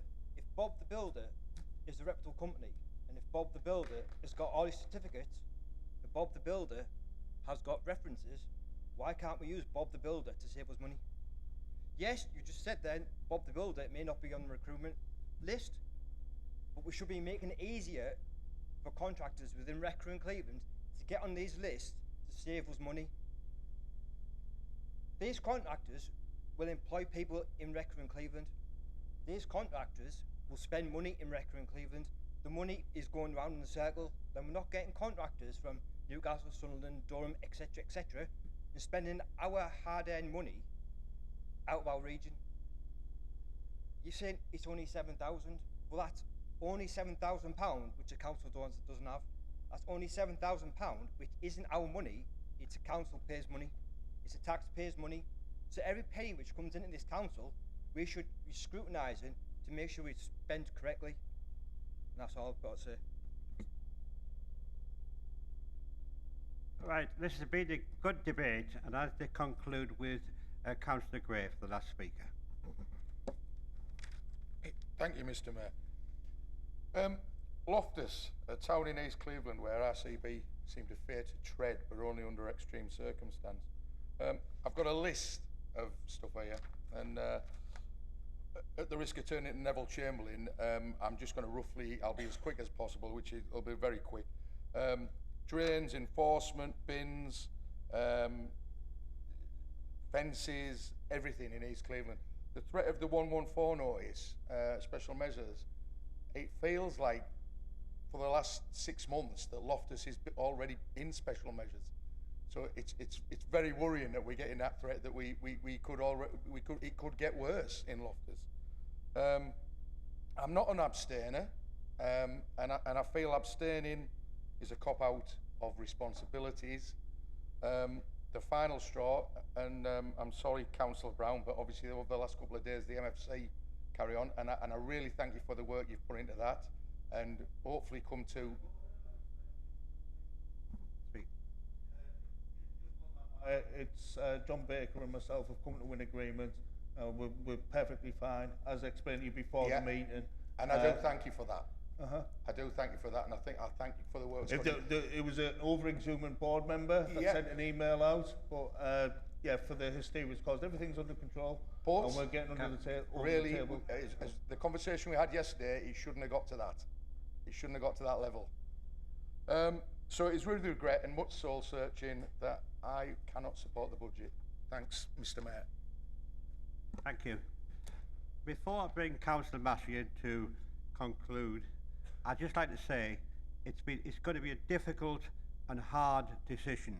I, for one, represent my residents, but also, being mayor, I represent the borough, and I will be making one of those hard decisions as well. Councillor Massey. Thank you, Mr. Mayor. Thank you to members for their comments. I've written down everything that I can. I agree with Councillor Salvin that we should work together and that work should continue, and I'm always happy to have a conversation with yourself, Paul, and your team. Some of the items that were raised I think by a number of members. So this budget exists with so to answer Councillor Taylor's point from a bit later on, there is a £0.7 million shortfall in this budget, but the only way that we've got to £0.7 million is because of the fact that we are putting the council tax up 4.99%. We're cutting 7.57 million from council services this year. All of that added together still leaves minus 0.7 at the bottom of the ledger. So that's the real challenge that we've got. I think a few members mentioned procurement. Councillor Salvin was the first. I have no issue with looking at that further. Councillor Martin mentioned it, and Councillor Martin Taylor done great work with the 2 items that were identified. But it's not a reason not to vote for this budget today. It's a reason to work together tomorrow. It's not a reason not to vote for this today. Councillor Hart mentioned the council, or this council, can't manage their money. We've had from Councillor Davis, Councillor Brown. 1 in 10 councils in this country have said they will go bust in the next financial year. 5 in 10 councils in this country have said they will go bust in the next parliament. This is not a problem exclusive to Redcar. Redcar is ahead of the curve in these. It's in a bad situation. It's not as bad as the 8 bankrupt councils, the special measure councils. The way we avoid going into those steps is by passing this budget today. Councillor Nightingale mentioned this is an indicative budget. He's incredibly correct in that. These are the best estimates that we have today. This is what our Section 151 officer needs, but the work begins tomorrow. So the £7.57 million worth of cuts. Those reports will come to Cabinet on the bigger items so that we will make individual decisions, but ultimately we need to find £7.57 million from somewhere. These are the suggestions we have today. That's what we're asking for approval for today. Councillor Leroy mentioned austerity, is incredibly correct. Tristan and myself got elected at the same time together in 2011, and this place, as he said, looks very different. Indeed, we were in Eston at first. It looks very different than it did in 2011. There are fewer staff, about 1,000 fewer. There's far less money. Councillor Suthers mentioned the huge cuts to revenue support grant and the almost demand from government that we raise revenue locally from council taxpayers. In that way, Councillor Hanaway is very correct that we cannot go on as we are. What happens if this budget fails? He outlined quite clearly. We would be back here effectively in a week or so, but we'll be back here in a week £2.3 million worse off, and we'd have to make further cuts. 7.57 million goes up immediately if we come back next week. Councillor Hart mentioned about implementation ahead, and I agree that he, in his role as Chair of Scrutiny, Councillor Nightingale and the other Scrutiny chairs have a role to play here to ensure that councillors are fully informed and fully aware of those cuts, where they're going to fall, what the impact's going to be. Councillor Davies, helpfully, I know he's done work for the LGA himself, has cited some of the LGA stats, which I've already mentioned. He mentioned Tees Works potentially being an opportunity, but also potentially a risk. Just for reference, there is no money from Tees Works in the budget for this year. It may go up to 1.5 million next year, may go to $1 million thereafter. The problem that we've got, obviously councillors are concerned about some of the items. No one wants to make any cuts. But if we don't do green waste, we need to find fees and charges in this budget has £960,000 next to its name. If we don't do the CDO change, £230,000 in this budget is next to its name. We would have to make another difficult decision. The difficult decisions in front of us today are the ones that we're talking about now. Councillor Brown and Quartermain suggested that there are no alternatives being presented by the opposition and that other councils are in the same position. Councillor Hunt and I think a few others, Councillor Gray to an extent and Councillor Pugh to an extent, all mentioned feedback potentially from their residents, which I appreciate, and I thought all spoke very respectfully, and I appreciate that. Without giving you a history lesson, Edmund Burke, who is regarded as the father of modern-day conservatism, he was a politician in the 18th century, said that politicians are not elected to take delegations and mandates from their electorate. They're elected to use their intelligence because politicians have the full picture, and often our residents, through no fault of their own, because it's not their job, don't understand everything that goes on. They see a council tax rise, but don't understand, as Councillor Hunt said, the 403 children in our care that potentially requires it. So I plead to those councillors to look at the whole picture. Councillor Thompson said that this budget misrepresents the position of the council. I don't believe that it does. He himself cited the fact that the reserves of this council have effectively halved in the last 2 years. He cited some of the very issues, the very clear position this council has, that we have spent 20 million of reserves Councillor already. Massey, can you conclude, please? Ooh, I can. I'm trying to get to everybody. I think the budget does not misrepresent the position. Councillor Suthers asked what's the alternative. Councillor Kay, I hope your foot's feeling better. Councillor Taylor, I've already talked about. Councillor Martin, congratulations on your maiden speech. I think it was a fair point. Procurement could definitely be something we pick up, but it's not a reason not to vote for this today. And Councillor Gray I've already covered. But I do think that this is a difficult decision. I appreciate that we get pressure from residents, pressure from our parties, pressure from other councillors. But this is what's in front of us today. Do the right thing today. We'll work together tomorrow, as I hope that we have over the last year, and certainly I know I have with some members. Thank you. All right, thank you, everybody. I'd like now to turn it to the Managing Director to take the vote. Thank you, members. I'll run through the list in alphabetical order. I'm looking for one of three answers. I'm looking for either for the budget, against the budget, or to abstain. If I miss you out, I will come back to you if you popped out the chamber. But starting first with Councillor Atwood, Councillor Belshaw, Councillor Berry, Councillor Brooke, Councillor Brown, Councillor Corley, Councillor Cheney, Councillor Clark B, Councillor Craven, Councillor Cutler, Councillor Davies, Councillor Earl, Councillor Evans, Councillor Fairley, Councillor Fletcher, Councillor Gray, Councillor Grogan, Councillor Hanaway,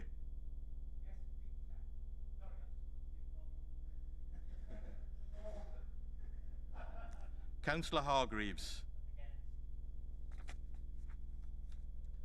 Councillor Hart I, Councillor Hart J,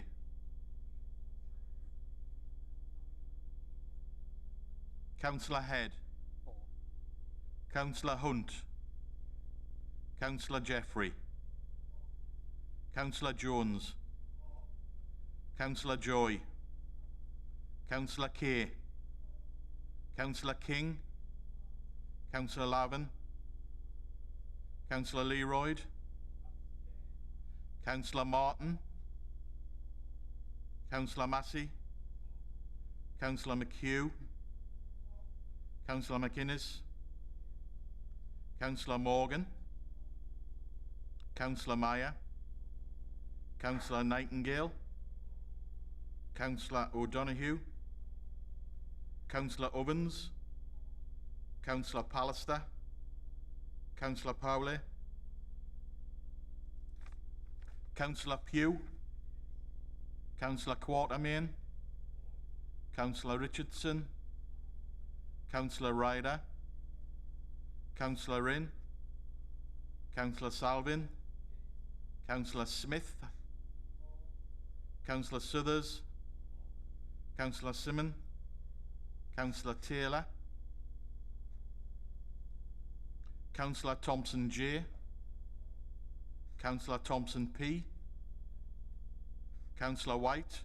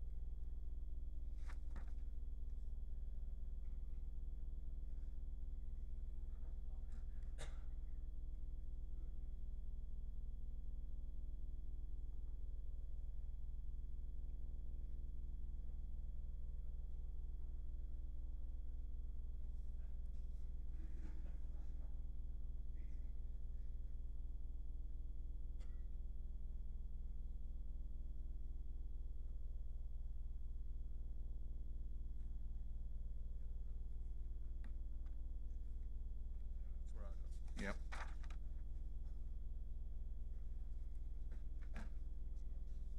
Okay, the voting was as follows: 37 for, 16 against, and 1 abstain. So I do say the budget was passed.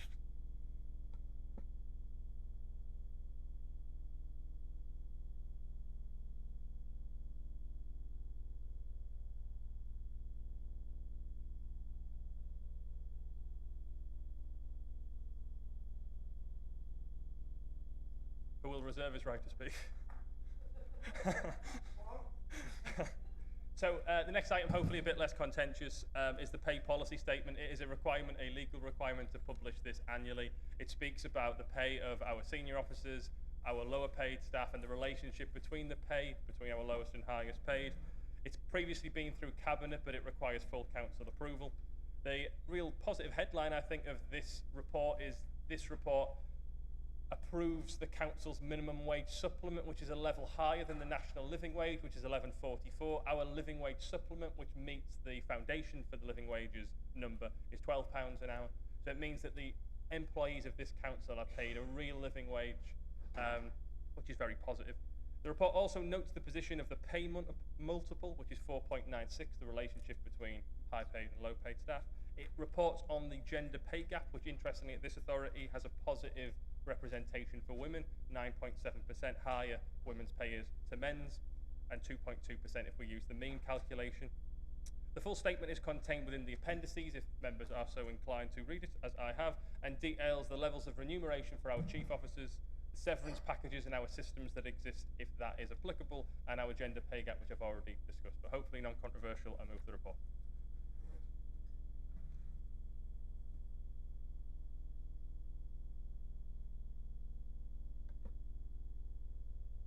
Yeah, you're seconding. You're saying anything?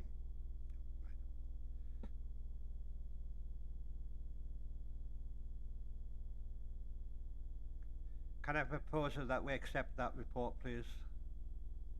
Seconded. Hands up for vote, please. That's been accepted. The next debate is the members' allowance scheme. Councillor Massey again. Councillor Brown, you were seconding? Yes. Councillor Brown will second and reserve the right to speak.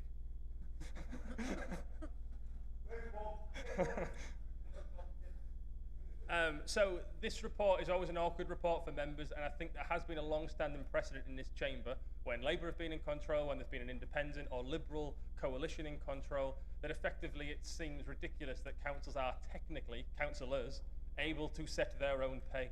So the precedent that has been set previously is that the independent remuneration panel, which meets and considers the reports, when they say pay goes up, it goes up. If they say it stays the same, it stays the same. And if they say it goes down, it goes down. Although we formally, legally have to make this decision, this precedent has allowed us to effectively take this slightly out of our own hands and put it to the panel. So the panel have recommended to us this year, this is the panel's report, that the threshold for a size of a group leader should change. So if somebody who is a group leader, they have to have a minimum of 10 members within their group, which is up from the current of 5. They also suggest that the leader of the ruling group, so in this example it would be Councillor Brown, cannot claim both a leader's allowance and a leader of a group's allowance because he is the council leader and the leader of a group. He is the leader of the Labour group. Technically, he could claim 2 allowances. This makes it very clear in writing that he could not in the future. It's not, Councillor Brown has never done this, just for clarity. Sorry. But it's just for an example there. And also, the number of group leaders' allowances should be limited to 3 with the addition of a council leader's allowance. So it's very minor change, but this is what they got from feedback from members. This is their conclusion. There are no other changes to the scheme that have been agreed this year. They have basically took on things that they looked at last time. So all other elements of the scheme remain unchanged, which includes the provision that any councillor pay award is directly linked to staff's pay award. So if the staff pay goes up, councillors' pay goes up. If they don't go up, they don't go up. So the best way I can say is that we try and take this decision out of our hands and say whatever the panel prints, we accept. Members, though, have a free vote today and are able to decide differently to that, but my side will be suggesting that we take the report from the panel as written. Thank you. Does the member wish to speak?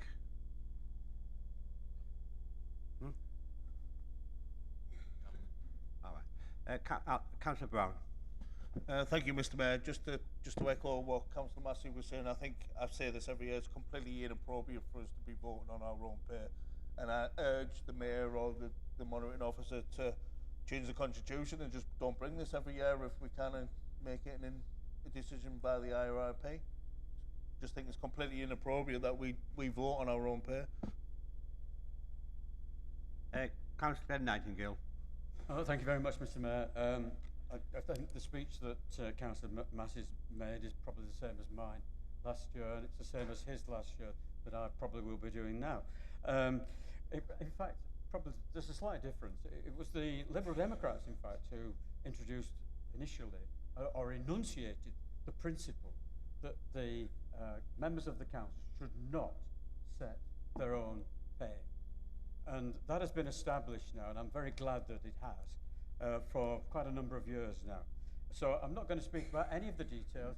I just think we should accept what has gone on, and I think it's quite right. A couple of years ago, we introduced the principle that it should be linked to councillors' pay. Allowances should be linked to the pay of the staff, and increases, and that in addition is an important prerequisite for deciding what the councillors' pay should be. We have an independent remuneration panel, and I think it's important that we accept their independence and accept their decision. Councillor Philip Thompson. Thank you, Mr. Mayor. I have tabled an amendment, and I think every member has a copy of the amendment. So I'd just like, in introducing the amendment, Mr. Mayor, to advise that this is a matter that I've raised for over 1.5 years at scrutiny and at full council, and until today it has not been actioned. So the wording of my amendment, which has a seconder, is, given that the review process conducted by the independent review panel supports the principles of, quote, managing public money well and, quote, keeping the council financially stable and, quote, allows the council to be transparent and invites, quote, members' own proposals. So the order paper invites, subject, of course, to reasonableness. So therefore, it is proposed that the independent review panel recommendations be amended to include that all elected members granted a parking permit should be expected to pay the appropriate cost of the permit. And I think given the discussions that we've been having about lack of positive suggestions for saving expenditure and looking at legitimate income, I would ask that the council members duly support the amendment.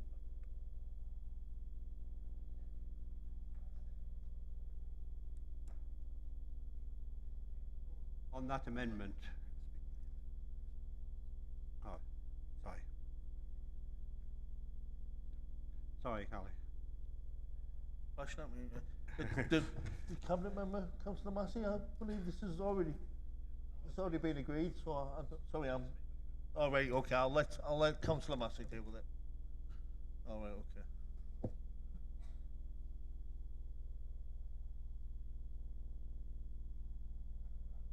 Can you sum up on the amendment, please?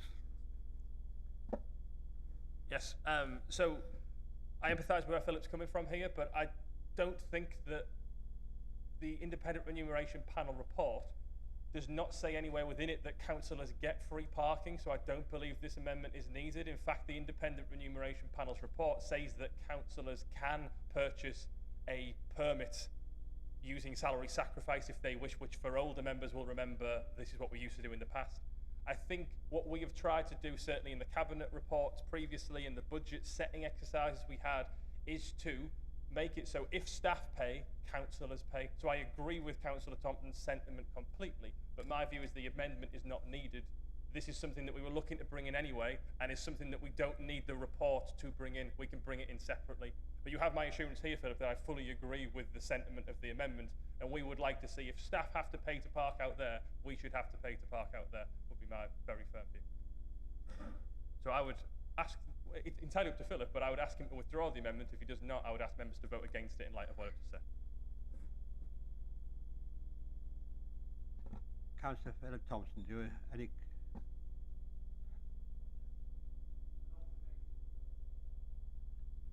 We're now advised, late the 11th hour, that this has already been discussed.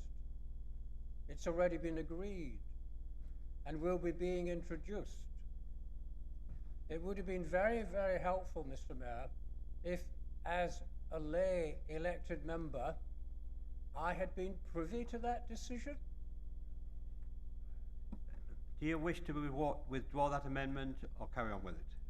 On the basis that I have been advised that it is now going to be council policy to introduce such a measure, and had been given that assurance today in front of full council, it seems incumbent upon me to be reasonable, as I've asked council to be reasonable, to have simply that my amendment be recorded in the minutes as being proposed, that it has been agreed outside of the council that it will be implemented, and on that basis I am happy to stand down.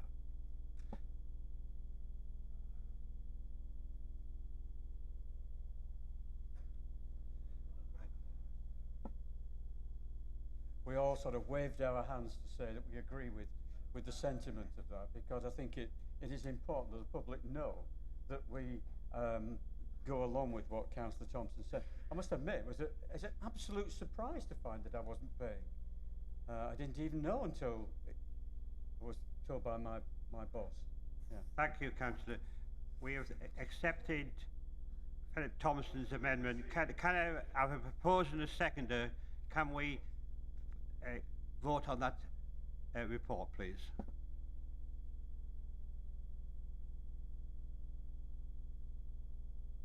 So the fourth report, Councillor Suthers.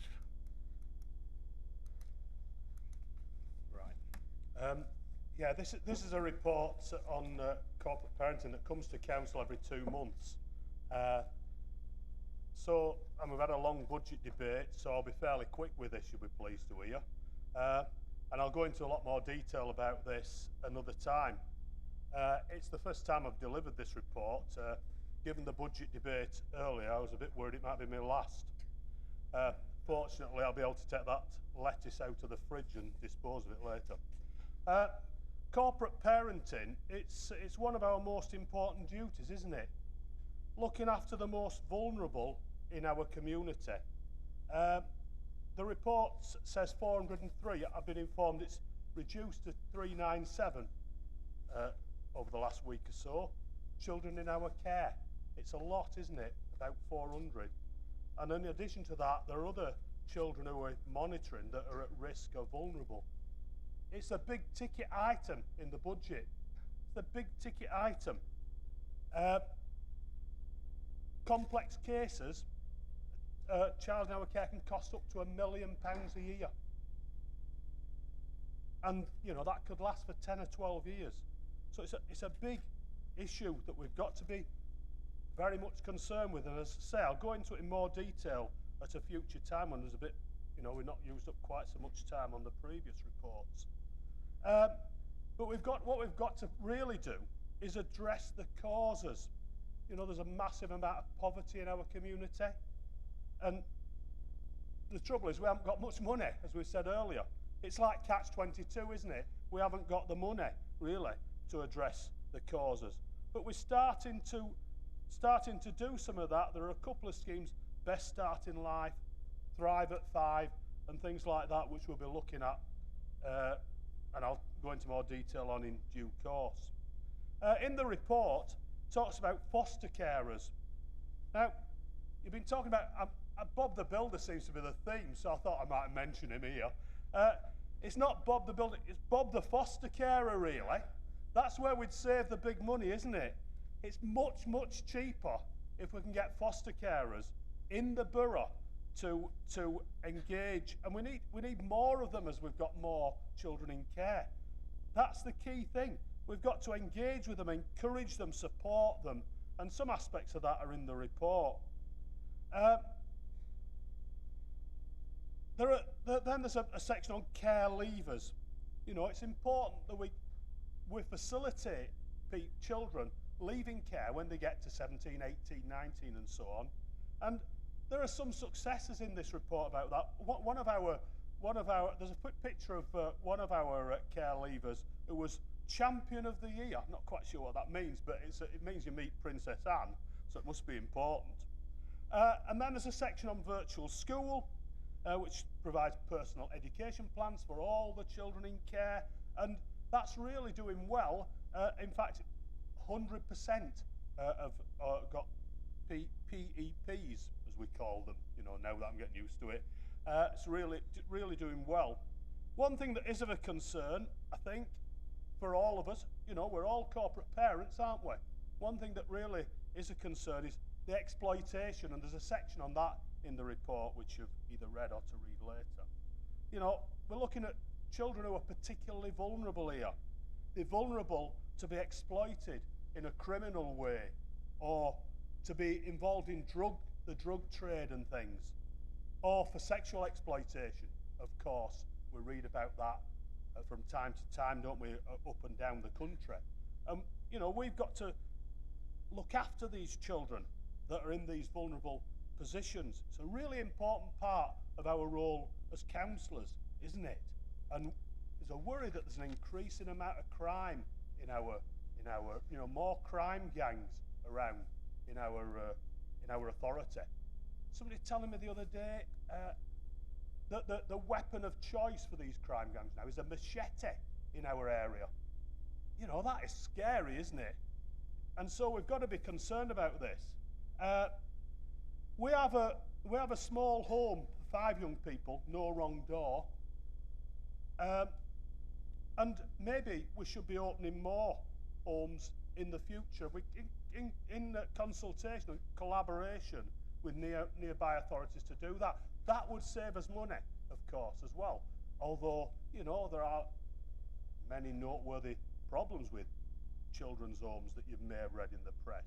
But these are some of the things we need to be addressing to try and improve our current position and make the position the better in future. For social reasons, but also because it is the big ticket item in the budget.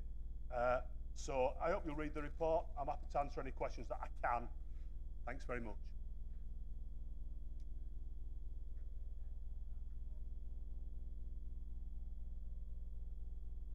Right, so up to members now. Craig Hanaway. Sorry, you come up on the green one. Thank you, Mr. Mayor. Thank you, and congratulations on your first report, Councillor Suthers. In a previous children's scrutiny, a recent one, we were told that whereas we didn't used to have any criminal gangs that exploit children based in this borough, of course we had them crossing over from other boroughs, but apparently we've now got 3 of them. So I just wanted to ask if you can give us any update on what's happening there. And also, are you yourself going to go on a fostering or adoption panel? Because I would really recommend it in terms of finding out about you know, what happens to these children and what's done about it. Any further speakers? No. Right.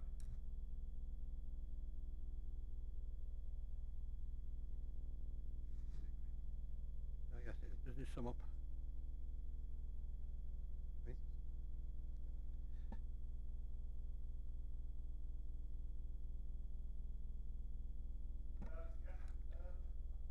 Yes, down here, so I'm trying to remember.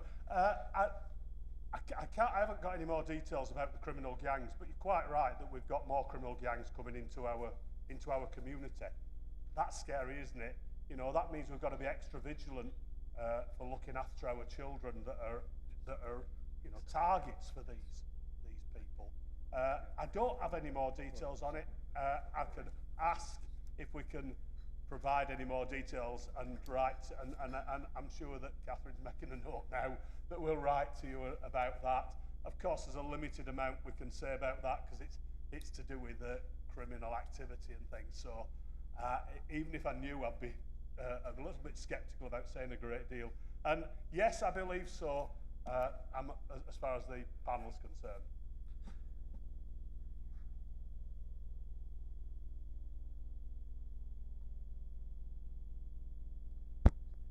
Report to 5-minute comfort break.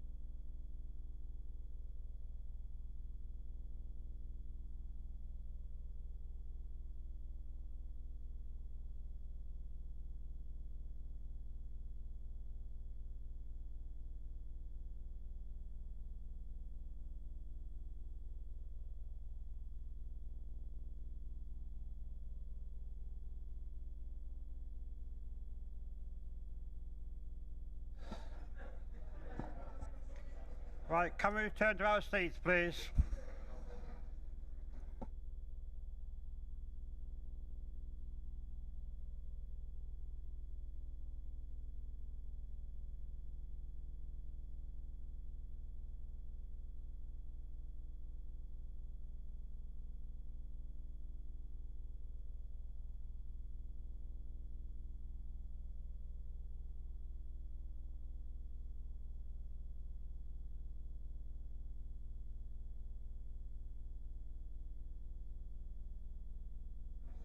Right, can we start the meeting again, please? It starts with item 9, which is a cabinet report from Lisa Belshaw.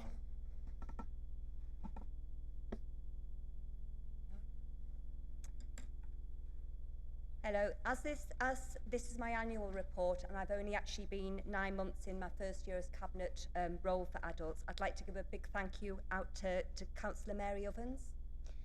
For those that don't know, Mary was the cabinet lead for adults for the previous 4 years, and officers speak highly of her dedication and support for adults, so thank you, Mary. Mary is involved in many of the things that are actually mentioned in my report today, and I'm so pleased that Mary is now chair of the Adults Wellbeing and Health Scrutiny Committee, as it means that we can continue to benefit from her experience and her enthusiasm. Personally, I've worked for many years as an occupational therapist in both health and social services, so I fully understand both the strengths as well as the challenges within these sectors.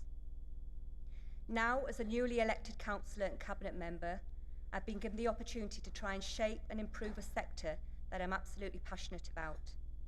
I can promise everyone in this chamber that I am fully committed to doing this.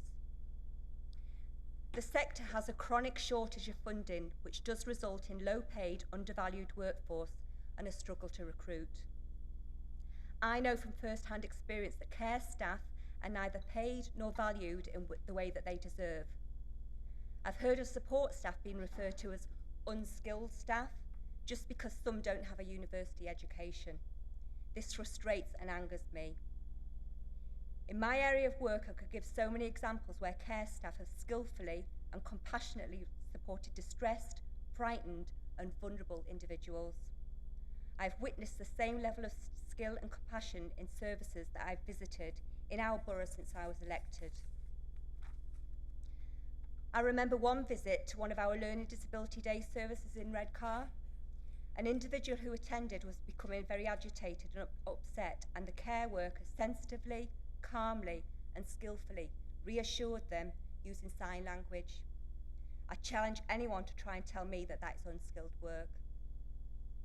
Change needs to happen so that staff that work in social care have parity with colleagues in the NHS regarding pay and the way that they are valued. Unfortunately, much of this is beyond our control within local government. However, I will continue to campaign for changes at a national level and continue to do whatever I can at local level. There are things that can be done at local level. There are some in this chamber that might remember Councillor Dave Walsh, an ex-cabinet member for adults who sadly died in 2022. Dave was a larger-than-life character that was passionate about social care.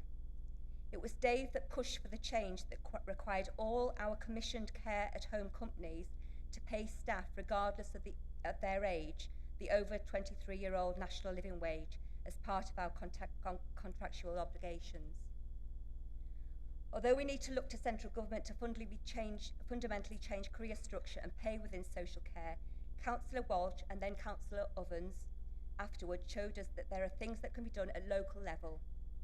I am and will continue to work hard to do the same. One of our new initiatives that we hope will increase availability of paid carers within our borough is something called the Care in Kind. This is a joint venture with Anglo-American and other partners, and it aims to raise the profile of those that work in social care. It was only launched a few months ago, so it's still early days, but we'll report back to scrutiny on its progress. We've made progress in other areas since May. Non-urgent occupational therapy waiting lists ran into months when I first started, but now it's reduced to almost zero. We've had some positive results from the 2022-23 Adult Social Care National Survey. Out of 152 councils, we had the 6th highest satisfaction rate, and we were 12th highest when adults were asked if services made them feel safe and secure. The survey did identify we had a higher rate than the national average on permanent residential admissions. We are addressing this by continuing to promote recovery and independence and by setting a target of more adults accessing our reablement services.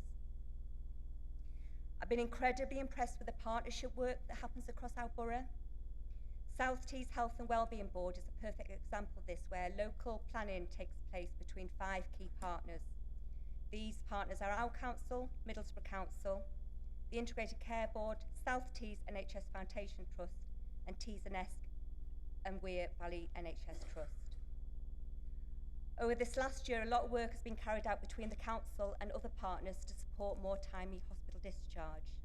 Nationally, and this shocked me, this number, there are around 12,000 adults in hospital beds at any one time who actually no longer require hospital treatment. Them remaining in a hospital is putting them at risk of hospital-acquired infections and muscle loss, and also it's reducing availability of beds for those that actually need hospital treatment. Within our borough, with our partners, we're addressing this by applying what's called the discharge assess model. We know that patients recover better in their own home environment, providing they're given the right support on discharge. My report, as you'll see, details the 4 pathways, explaining that the aim is that actually only 1% of patients should be going into long-term care straight from hospital. Another target we hope to achieve by applying this model is to reduce the number of patients delayed in hospital by 42% within the year. On a personal level, I've seen this model work incredibly well in practice, where my dad was recently admitted to James Cook very poorly over Christmas, but before Christmas. With a diagnosis of sepsis and COVID, he was certainly in the correct place at the beginning, but towards the end I could see a deterioration in his mood and his orientation. He needed to be home. Coordinated occupational therapy, physiotherapy, dietitian and district nurse input got him home 3 days before Christmas, where he's thankfully getting better with the correct community support. Another exciting development in our borough is the integrated single point of access at Daisy Lane, based in North Ormsby. Here a team of integrated professionals from across health and social care are located. It's almost like a one-stop shop where other health and social care professionals can refer patients to, and where they can be signposted and directed towards the correct service. And the fact it's all in one place helps to do that. Up until now, Daisy Lane's main focus has been on supporting hospital discharge, but this is going to be extended to avoid admission as well. Our council has recently been awarded over £1 million by the Levelling Up programme, which is brilliant, and that will allow us to expand this team. And this space, it's going to be expanded as a site, expanded as a team, and it's now going to include the community mental health services as well, which is brilliant. I'd like to give a special thanks to all our unpaid carers in our borough. All carers are entitled to a separate carers assessment, and I was pleased to say in Q3 we're seeing an increase in carers receiving this assessment, but we need to do more to continue and improve on this by encouraging and supporting unpaid carers to seek out this assessment and seek out support. We are constrained by what we can receive from central government, but we need to do a lot more with lot better with what we do for carers as well. And one of my promises in this chamber as cabinet member is to do a full evaluation of what we currently offer carers, because they really do need our support. Another of my promises on taking up my role was to ensure that our borough was doing enough for our neurodiverse population. The Care Act that was revised in 2022 recognises that social care aren't doing enough, and autism is mentioned in this update especially, and it gives us really, really clear guidance as local authorities what we need to be doing. So on taking up in my role, I requested that an independent consultation was carried out, seeking views from autistic adults, their carers and professionals to work out what we need to sort of do better. And that report is getting pulled together, and I'll be presenting that as soon as we get that. I'd like to thank all members that are part of the Adults Health and Wellbeing Scrutiny Committee. Please keep challenging and asking questions, as that's the only way that we're going to improve our services. And thank you to all members that have undertook rota visits to care homes in our borough. But can I encourage more members to do the same? As I said, we're aiming to try and reduce the amount of people going into residential homes, but when people do go in there, we need them to be places that you or I would be 100% confident that our loved ones, or even us ourselves, will be happy to be in. And we need your eyes and ears in order to help us do that. And finally, as I mentioned at the start, I'm a new councillor and cabinet member, and this 9 months has certainly been a whirlwind with so much to learn and see. I've been incredibly impressed with the commitment, compassion and enthusiasm of the staff that work in our adult social care team. We've recently had an external peer review, and our staff were mentioned particularly within that.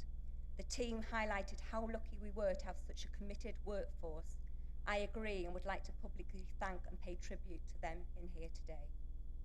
I'll continue to work hard to support and improve our services, both for the adults that use them, the carers that support them, and our brilliant workforce that provide them. Thank you. Thank you. Thank you for that very good report. I'll now open it to members to ask questions. The first is Mary Huns. Thank you, Mr. Mayor. Well, Councillor Belshaw, I congratulate her on getting to grips with her portfolio as quickly as she had, and thank her for her kind words. It's very different being on the scrutiny side of things, because we want to be helpful, but we're also going to have to be tough, because we know, we've heard from the budget things, that times are very tough. I think the report is concise and informative, and I thank you for that. It reflects the extent of the work of adult services. Sadly, it also reflects problems facing adult services, such as domiciliary care, the fees and pay for care workers, which has been with us for many years, affected by COVID, yes, but it's been with us too long, and getting that seamless movement between the health services, health carers, and moving into social care. We have a high percentage of residents with complex needs. Can I ask you, Councillor, if you've got a question? Sorry, I have. We have I'll come to it now. We have a significant number of residents with complex needs and health problems, and I think you've referred to that. What is your aim for that service, and where do you think you can improve it? And I'm sorry to land on when you've only been in post 9 months, but I would also like to thank all the staff and carers, everyone else who does their very damnedest, I think, to take care of our most vulnerable residents. And I wish her well with the work ahead. Thank you, Mr. Mayor. Councillor Belshaw.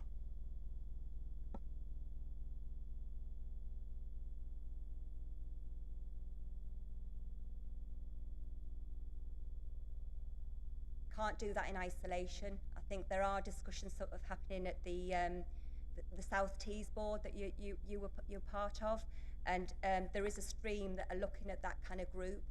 So I haven't got the answers as to how yet, only that we know that there's an issue and more needs to be done. But I think as I say, I've been really impressed by that joint working and that recognition that social services can't do it alone, health can't do it alone. We've got to have much, much better working, and I'm reassured to sort of see that's happening.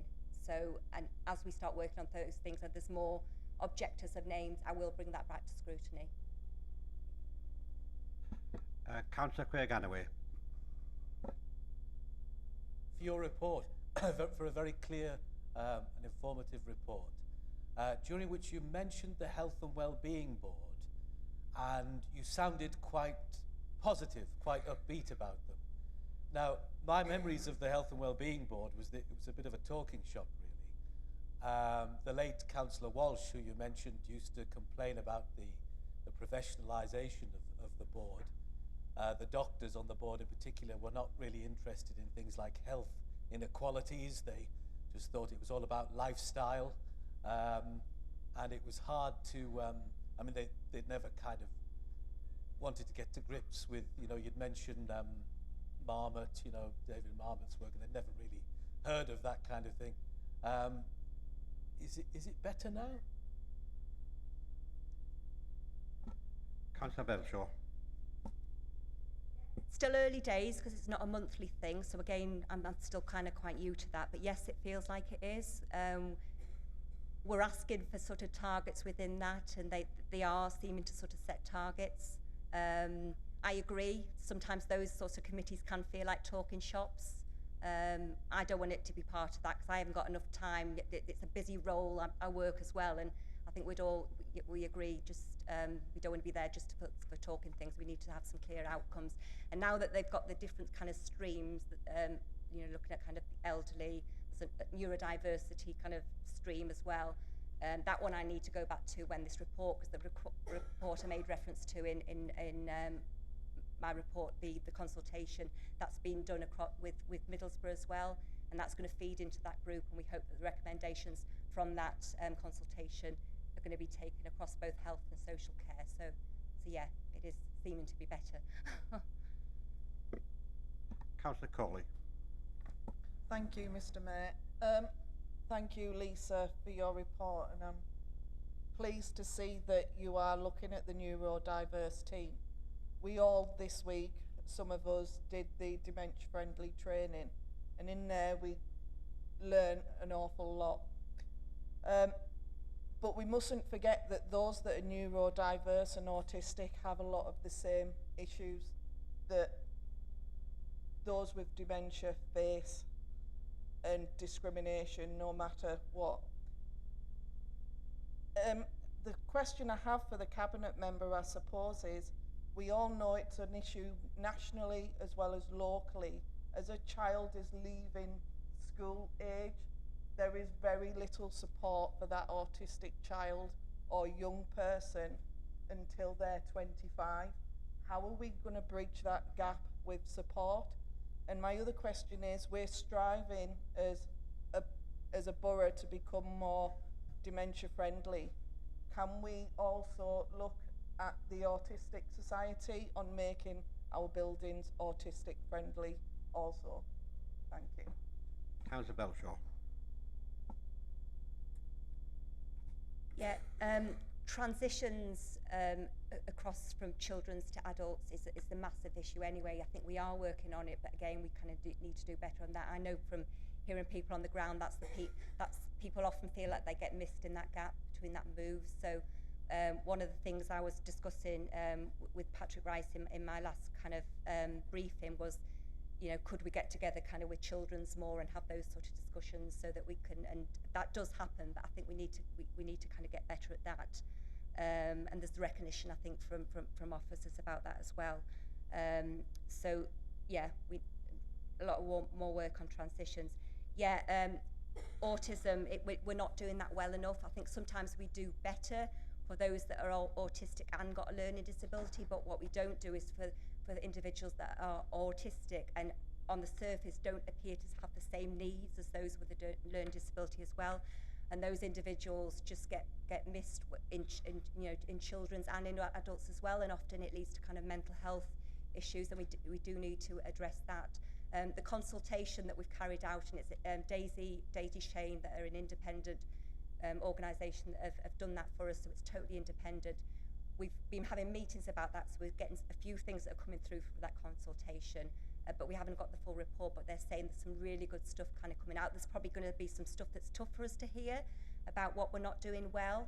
There's probably going to be things that come through that as social services we can't do anything. It's health, but again we'll feed that back to our health colleagues. But the good thing is it's simple things as well. Some of the things people are saying, it won't cost, you know, it's things. One bit of feedback was everything's expected to be done over the phone. People want us to have appointments over the phone, and an individual was saying, I can't cope with speaking to people over the phone. I would need to do it by email because that's just, I can't do, and so we need to make adaptations like that, which shouldn't be costly. It's those adjustments that we should be kind of making. And yet definitely on the autism training is something we need to kind of look at. It is getting delivered within our council, but we need to ensure that that's done more widely and that it's actually implemented in practice as well. Councillor Philip Thompson. Thank you, Mr. Mayor, and thank you for your report. I've got 3 questions. One relates to your conclusions, and that is asking for more members to be involved in the rota. So my question in that respect is how many elected members are actually already signed up for that? Now, I think the inspections traditionally have usually been of what we might call traditional care homes, but there are other establishments that offer health and social service security homes. Are we inspecting those?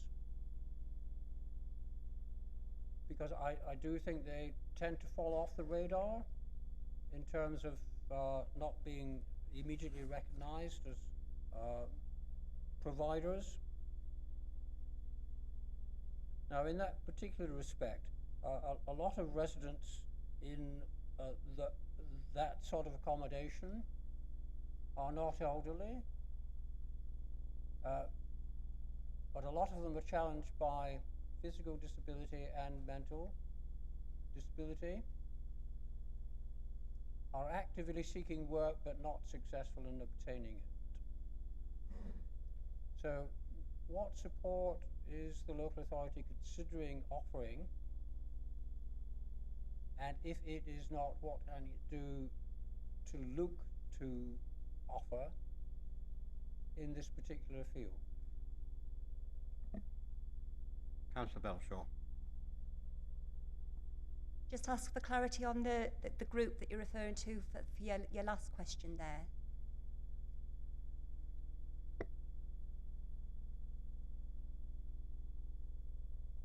Residents who are challenged by disability and physical and mental, who are seeking employment, but appear, certainly in my experience, in some instances to be either outside a system, not captured by it, partly because of their inability to understand how to access the system, but also because the system does not necessarily see it as its responsibility, or is already challenged by overload in providing other services. So it is not exhaustive in its seeking out and supporting where it could do. So without giving you specific examples, hopefully that is sufficient of a question, but I'm very happy to speak with you outside of chamber to follow up on some specifics. Okay, firstly, the numbers, I don't know. I can't, there was some, but not enough when I spoke to the officers about it, but I will get an exact number of how many officers, how many councillors have done the visits. But last time I spoke, there was some, but there wasn't enough. So I'll get an exact number, but we always need more. The more, the better. I think that when we first sent that email out, there was a flurry, and then it kind of sort of stopped. So we probably need to send something else out, just encouraging people to do that. As far as who gets inspected, it isn't just the care homes. So anyone delivering that kind of direct care. So our care organisations that go in and support people with personal care at home, they'll get inspected as well. So it's wider than just the residential homes. I agree some people are sometimes falling through the gap. Regarding the group that you're referring to, and I'll definitely catch up kind of afterwards to sort of talk about specific cases, because it always kind of helps. But yeah, people are sometimes, and a bit about employment as well. You're right, and actually, you know, Councillor Earl raised this with me as well about somebody that she knows that's got a learning disability and is desperate for employment, but isn't getting the help with that. And that's something I said to Councillor Earl that I'll be looking more into, because that was on one of the things I refer to some of the indicators, and if I can find it, they're very small, but we aren't as good as I would like to be in the way that we're supporting individuals with learning disabilities into paid employment. So that's one of the things that I'm going to be looking at in one of my briefings, to find out more information about what we are doing and what we could be doing, because I agree those that have got physical disabilities, learning disabilities, still need that meaningful employment and activity. It's important to all of us. If people are feeling like they're falling through a gap, everybody's entitled to an adult care assessment. So if you're meeting anybody in your community that does have some sort of needs, then encourage them to seek out that assessment, because everyone's got the entitled to that assessment. So we need to be doing that as councillors to be supporting that. The last question I'm taking is from Councillor Leroy. Thank you very much, Mr. Mayor. It's quite concerning what I read recently with regards to the immigration rules, meaning that carers who come to this country essentially have to incorporate the cost of their training into their wage, which leads to the exploitation of carers. I'm also particularly concerned with regards to the existing social care worker force, where they too can be exploited in an area that particularly we don't want workers to be exploited, because obviously they're caring for our relatives and then for us one day. So just wondering what steps you're taking to identify if any exploitation's going on, and then as an adjunct to that, just in terms of social care cooperatives. Now, this is something that I read about many years ago, and indeed I think I was at a meeting with Councillor Southers at the time. So just to see if there are any progressions in terms of social care cooperatives. So fairness for care workers is the main issue.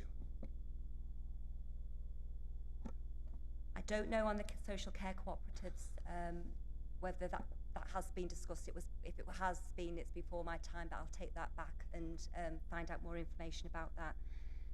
I totally agree about sometimes the exploitation of workers that are coming from abroad. You know, there's been terrible things that have kind of happened where care companies are almost holding people to ransom, and you know, we've got to avoid that. We are I don't think there's many of the companies that we use that are using people from abroad, but we're keeping an eye on that in regards to that not happening. It's certainly something that's been discussed in some of the sort of the briefings. I agree, you know, we need it to be a safe place for people to be working. They can't be exploited. I'm not the cost of trading. I'd not heard. Where was that was happening? Did you?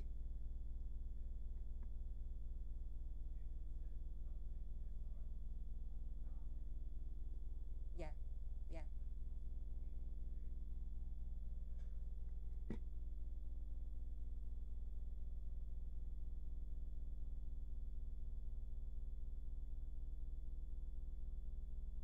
We wouldn't be contracting to anybody. We've got like a fair wage agreement, and that in any contract that we do with anybody, that there's a certain amount that we're saying that needs to go to care workers, and there is regular inspections as well with providers. So if we had any suspicions that was going on with any care company that we commissioned out to, those inspections should pick kind of that up. But I'll take that issue back to ensure that we aren't missing out, because that does creep in a bit more. But yeah, thank you. Sorry, Councillor Knighton, your light went off, but I'll take your question now.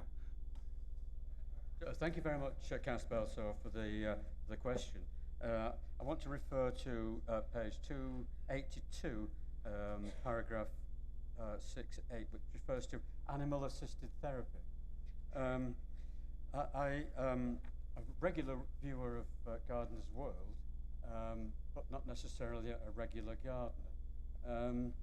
And Monty Don regularly visits all sorts of gardens, and there he stresses how much gardening is such a valuable asset and helps improve not just general health but mental health as well. So I just wonder whether we actually have gardening assisted therapy at the council, and if we do, whether it's successful, and if we don't, whether she would consider bringing that sort of therapy in, because clearly it's an important way in which people can get, and we've got to trust Monty Don that it does actually work. Yeah. Well, they can come and do mine, but I've got someone up there who does a bit more than I do. Councillor Benshaw. I don't know if we do or not. Oh. I don't know if we do or not. I can find that out, but I agree. I mean, as an occupational therapist myself, I work in mental health, autism services. I've worked, and I know that sort of activity can be so useful, both, as you say, physical health, mental health, well-being. If we don't do it, we probably should. What I'm quite pleased about, despite all the costs, we're still able to commission some of these preventative stuffs, things kind of going on, and I know we're going to try and do more of a push on the mental health side as well, and agree that sort of thing, you know, just being out in the outdoors, working in the outdoors can be so therapeutic. So I'll find out, because we've got lots of little commission things, so we may well have, but if we haven't, and there's the opportunity to develop something like that, I'd certainly be supporting something like that. I think it's a great idea. Thank you.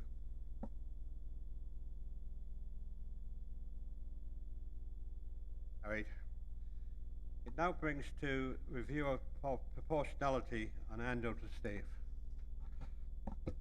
Thank you, Mr. Mayor. This is just the usual technical report in terms of the proportionality calculations even. Unfortunately, there is a small error in the table at paragraph 3.14, and the distribution of seats for the appointments panel should include one ungrouped independent member. So if you look at the table, the last but one row refers to the appointments panel, and the number in there should be a 1, making a total of 7 seats on the committee. But with that caveat, Mr. Mayor, if members would propose second and consider that report, I'd be grateful.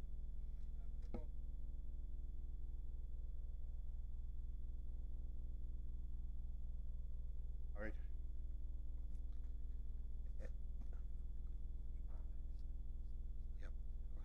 Now, we're coming up to 4:45 with 3 more items to go on. Can I propose to extend the meeting to 5:30? And a seconder, please. Thank you. Show of hands.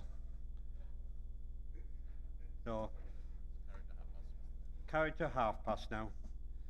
We have one motion by Councillor Salvin, seconded by Councillor Hargreaves. Councillor Salvin. Yeah, thank you, Mr. Mayor. I move the motion. Mr. Mayor, I love Teesside.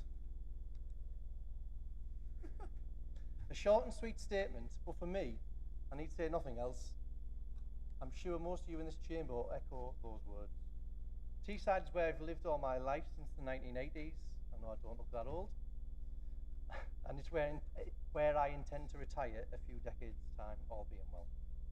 I'm sure I can speak for all of us when I say all I want for Teesside is what's best for us. As stated in my budget speech, since May last year, I've listened to the leader of the council bang his drum on how he wants to keep politics out of this political chamber, which I'll be honest, Sally, I've never fully understood, and how he wishes for us all to work together. Well, Alec, today your wishes come true, as this motion is politically neutral, keeps politics out of the chamber, and allows for us all to work together for the benefit of the area. To be frank, it's what the residents of Teesside want to see more often.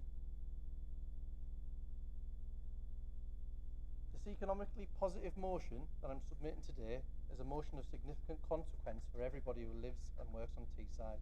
It's about local people, local jobs, prosperity and progress.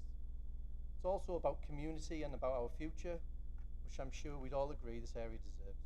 This British Steel motion is not just about an industrial application, it's about the revitalisation of our entire region, it's about making a solid commitment towards bringing jobs back to Teesside, and it's about reinstating our proud heritage in steel making, a history we can all see behind us on that painting.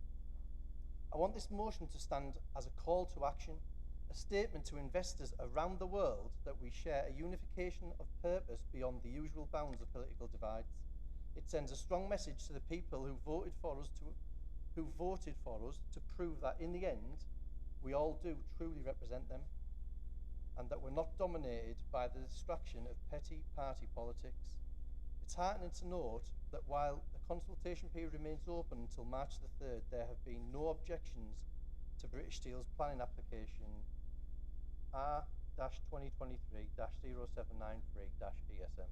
Not one. Natural England has sought some assurances, as you would expect, regarding the potential effect on the environment, but they're happy. They have suggested to add a condition to any planning approval. British Steel are happy with this, so let's be clear, there are no environmental issues with this application. Given this is the case, all we're asking for is that the Council stands up and ensures that this application is heard on the 7th of March. Because the application's timeline is at the utmost importance, much stands on our ability to act in favour of this massive investment right now. The Chair of Regulatory has claimed that he has an obligation to wait until the end of the 16-week determination period. There should be no confusion about this. This is not an obligation at all. The 16-week determination period is a maximum, not a minimum time period for this type of application. There is no legal impediment to considering this application at the upcoming planning meeting on the 7th of March, and yesterday I received written confirmation from the monitoring officer to words of that effect. In his opinion, the legal position is that if this motion succeeds, the decision about the 7th of March would then effectively be down to the Chair due to the legislation for urgent items being dependent on his view. The section of the Act for reference states, by reason of special circumstances, which shall be specified in the minutes, the Chairman of the meeting is of the opinion that the item should be considered at the meeting as a matter of urgency. In the monitoring officer's opinion, in practical terms, if the motion was supported in its current form and full council agreed, it could go on the meeting for the 7th of March. The only legal way to achieve this would be via the urgency route, which would involve seeking the consent of the Chair, who can then agree or disagree that the item was urgent. Mr. Mayor, can I ask if Steve wants to add anything or clarify that? Thanks, Mr. Mayor.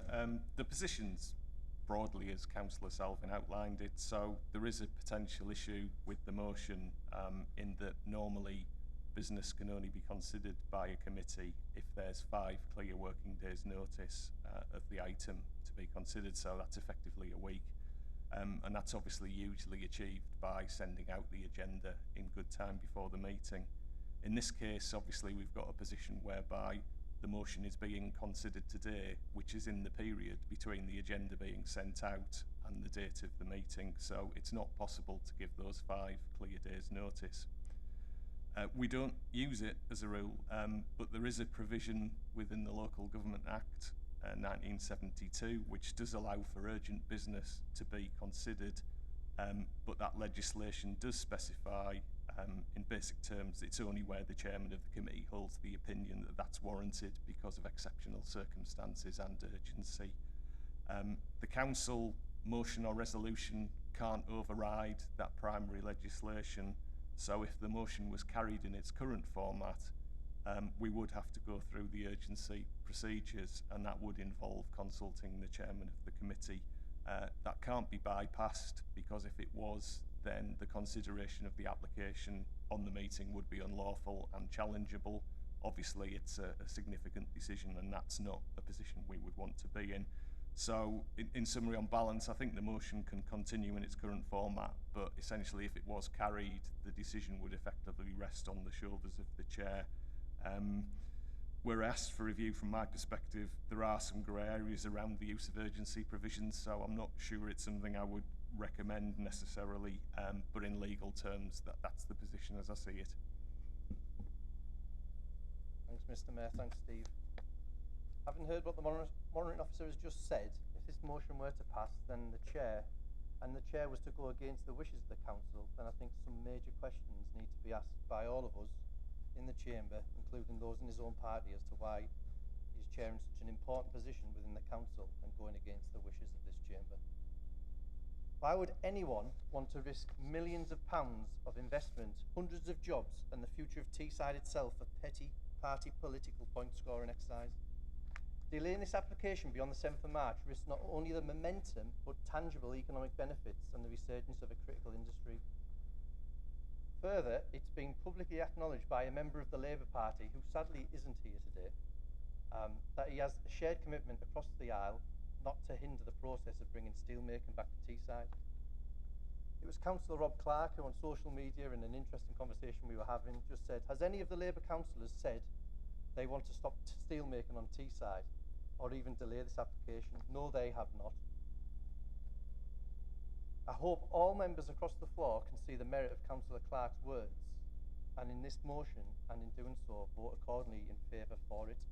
Mr. Mayor, Mr. Mayor, it may of course be that there are some concerns, so let's hear them in a few minutes' time. But I emphasise, again, there have been no objections to this planning application. We as council should never allow the manipulation of due process to be so adapted that it serves a singular political interest rather than the public interest. In my motion, as laid out, I said I wanted to see the application determined on the 7th of March. This date is non-negotiable for the reasons I have already stated, and if anyone does so wish to amend the date, we will be rejecting this amendment outright, as it does not serve the interests of the public to delay this application.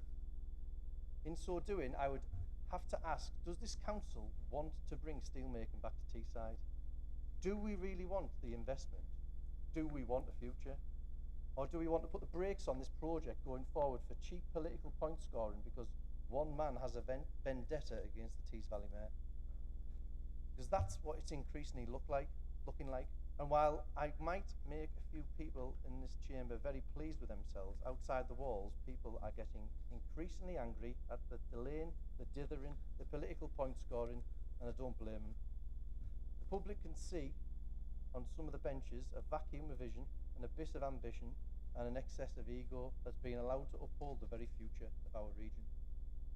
If there are still matters to be resolved, let's address them with urgency they deserve. Let's not put the barriers up and say we can't, because this is Teesside and we can.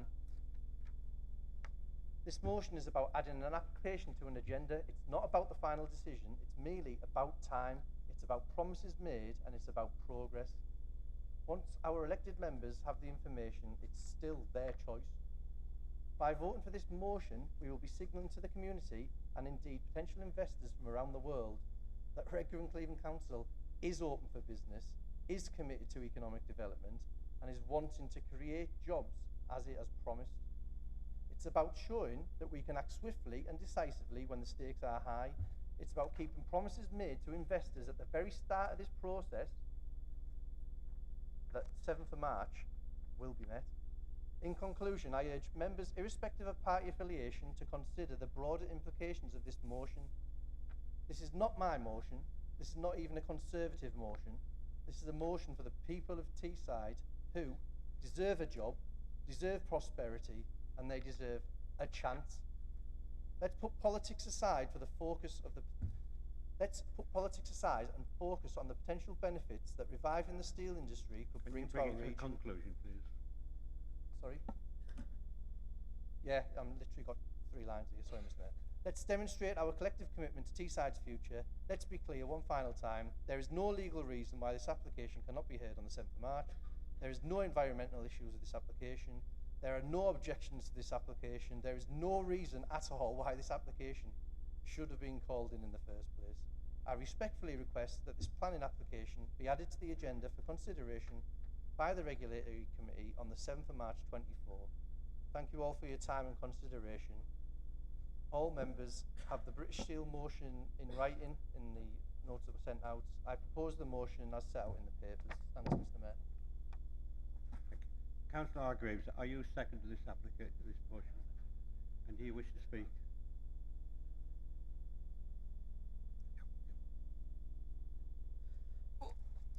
Thank you, Mr. Mayor. We are bringing this forward. We brought this motion forward today, and it's not a case of accelerating the project like some people have you believe, but it's the case of the council delivering the project on time and delivering this jobs and investment which will benefit not only my residents, but everyone's residents in the whole borough.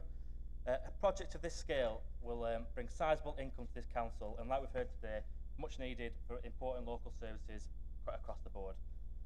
This application represents huge importance to the future prosperity of the borough, and Councillor Salvin has brought this motion forward as the application's significance warrants it being heard at the next available meeting date, which is the 7th of March, and there is no legal reason why this application cannot be heard on that date. The motion is primarily about protecting the council's reputation and showing outside investors that this council is serious about private investment. We allegedly promised that this application would be heard on the 7th of March, and there is no legal reason why this should not be heard on that date. This council has a long, proud history of working alongside British Steel, and every one of us sat here today should be doing whatever we can to support British Steel in their mission to bring steelmaking back to Teesside. Moving on to the point around members not having enough time to read the papers, this motion was circulated to all members on the 21st of February, and if the members of the Regulatory Committee so wished, they could familiarise themselves with all the documents online through the online portal, which is available to all the public and members as well. And as of this morning when I checked, there are still no objections to this application. The Chairman of the Regulatory Committee has the power to add any urgent items to the agenda on the 7th of March. Therefore, if this motion is passed today by a majority of the members, the Chairman will have a choice. He will either act upon the will of his council or will act upon the will of his own interests. Thank you. Thank you. Right, I've got 8 people going to speak now, so I'm going to make it strict that they stick to the 5 minutes. Lynn Pallister. Thank you, Mr. Mayor. Yeah, I love Teesside as well. I love Redcar and Cleveland even better. Obviously, the Labour group, we're in support of investment and jobs. Why wouldn't we be? We're happy to support the motion if Councillor Salvin would just change bullet point 1 and 5 to support the return of steel production. Thank you.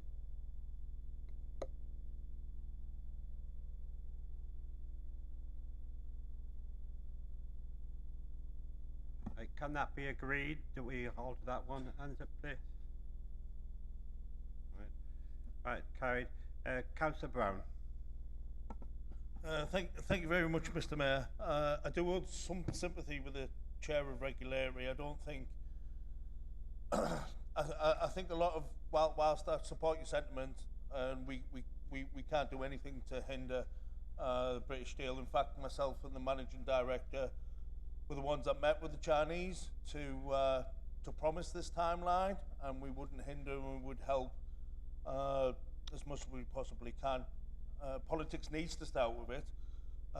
You know, you mentioned the mayor, the Tees Valley mayor. You know, whether or not the mayor was there, let's remember it's a business decision by the Chinese, and let's remember we're talking about 2,000 people in Scunthorpe, steel makers, that are going to lose their job as a direct result of that. So let's not blow this up to the massive politics that it perceived to be. So what I need clarity on, though, monitoring officer, is there is absolutely no legal way we're holding ourselves open by hurrying this, because I believe the public consultation finishes on the 3rd of March. Is that correct?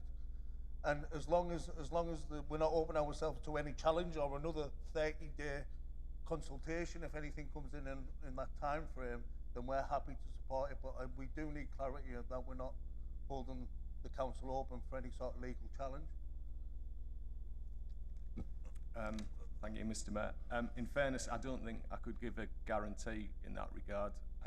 As I said, there are some grey areas around the use of an urgency procedure. Aside from that, whilst they're not strict legal reasons, my understanding from the planning team is there are some outstanding issues in terms of the application, which, if it's possible to get through them, would be very rushed. So procedurally, this would be unusual. Whenever you have some unusual circumstances in a procedure, then that does give rise to the potential challenge. How substantive or valid that challenge would be, I'm not sure, but for example, my understanding from some notes from the planning team is that the statutory consultation doesn't finish till the 3rd, so if there are any last minute comments, there would need to be analysis of those. There's also an issue with the ecology because Natural England were felt to be on track to support this, but what they've done is said they've not got sufficient information on the proposal's anticipated emissions to air and water to provide substantive advice. So this means that there is an issue in that regard. Effectively, they've handed that over to us to deal with by way of conditions, and we have an ecological consultant dealing with that, but nothing back from them yet, as I understand it. So there is a lot of work to do. I think, if I'm being objective, the planning officer's advice would be this planning application is not ready to come to committee on the 7th, but that's a procedural issue rather than a legal one.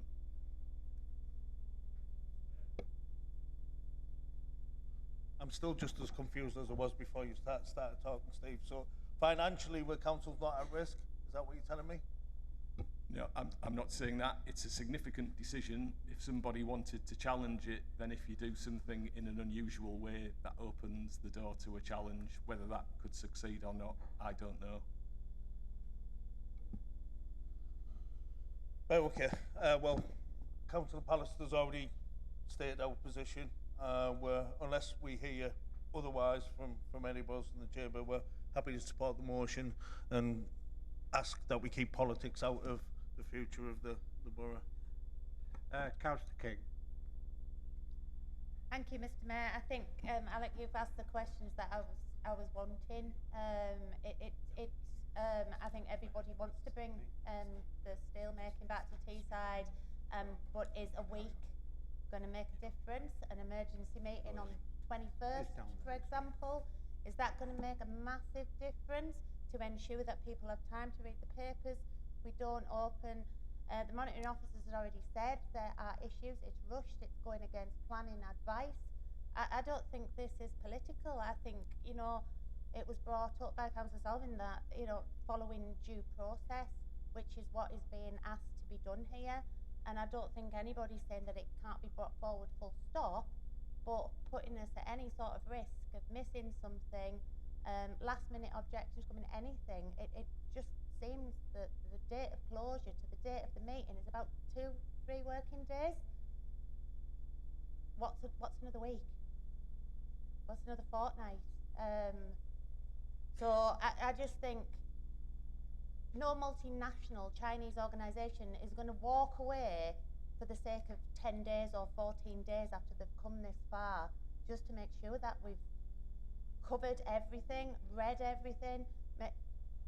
You know, it's positive for the borough, it's positive for the area, everybody wants it, but we don't want to miss the trick and end up, you know, subject to the slight chance that something else can happen for the sake of a week. Sorry. Councillor Smith. Thank you, Mr. Mayor. Yes, of course, we all want to see steel production back in the Redcar and Cleveland area.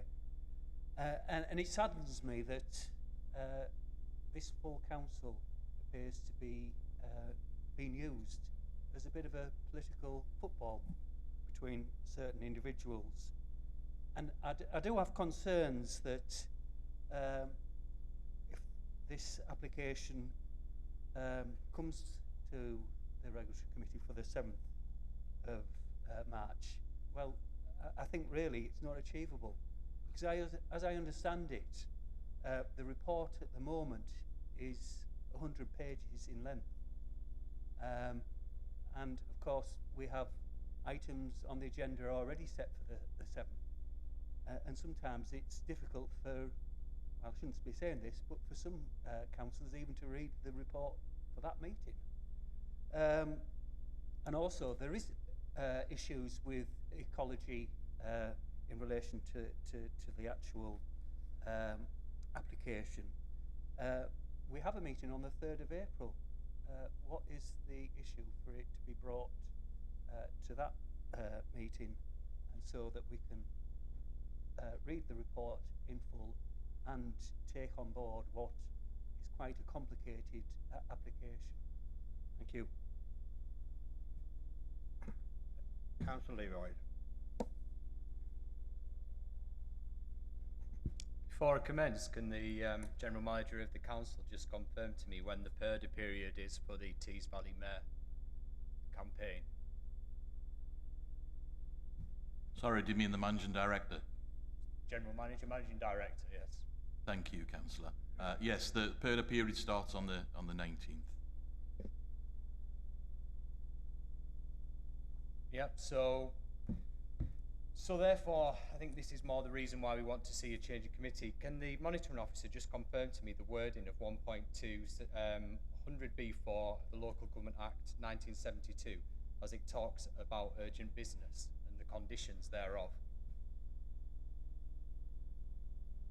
If you just give me 1 second, Councillor. I can read it if you like. You can confirm it. Okay, I have got it here, but Yeah. yes.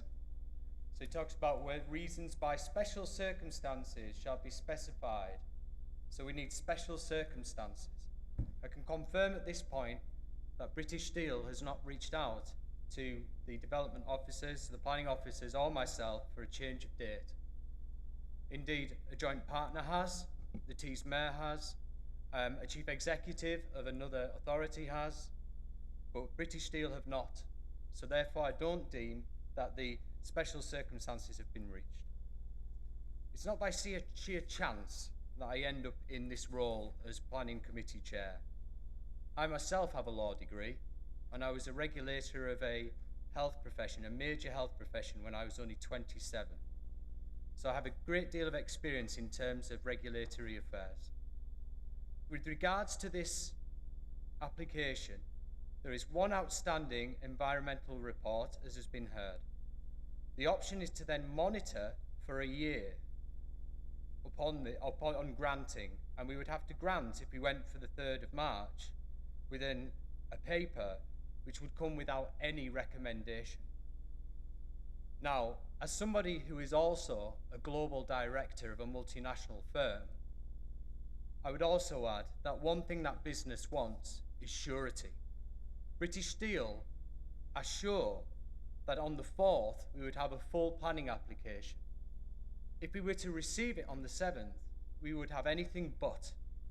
So my recommendation is that we leave due process to the planning officers and experts who will then inform me and fellow council members of when an application is ready. I must say, finally, that I'm very disappointed that we are commenting on a live planning application during a consultation period in this chamber.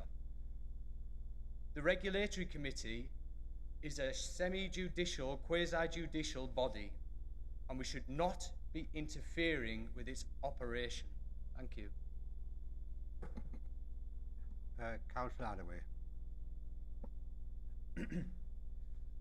As far as I understand it, we councillors can only consider motions that are brought before us, and therefore we're entitled to think of them as legitimate motions because they've been brought before us.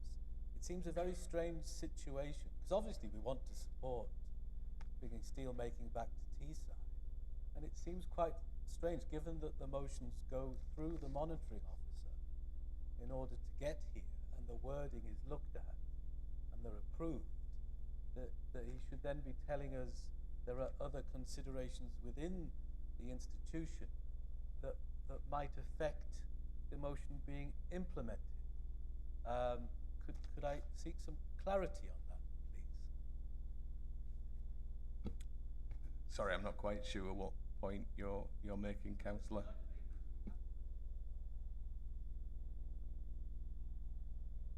The issue is implementing it. How did it get here? Because it came through your approval. In strict legal terms, I think on balance it can be implemented, but obviously only through the urgency procedures. So we can't bypass those because they're in primary legislation and they make the reference to the chair of the committee. It's not for me to advise on, the wiseness or otherwise of motions. I just take a strict legal approach. So in that case, the motion as written is a legitimate motion that we can vote upon. Yes, in legal terms, subject to the caveat that the chair then would have to authorise it. You can vote on it. Yeah. Sorry, there's no caveat to us voting on it. No, the motion could be carried, but there would still be a need for the chairman's involvement because of the urgency procedure in the legislation. In that case, we support the motion.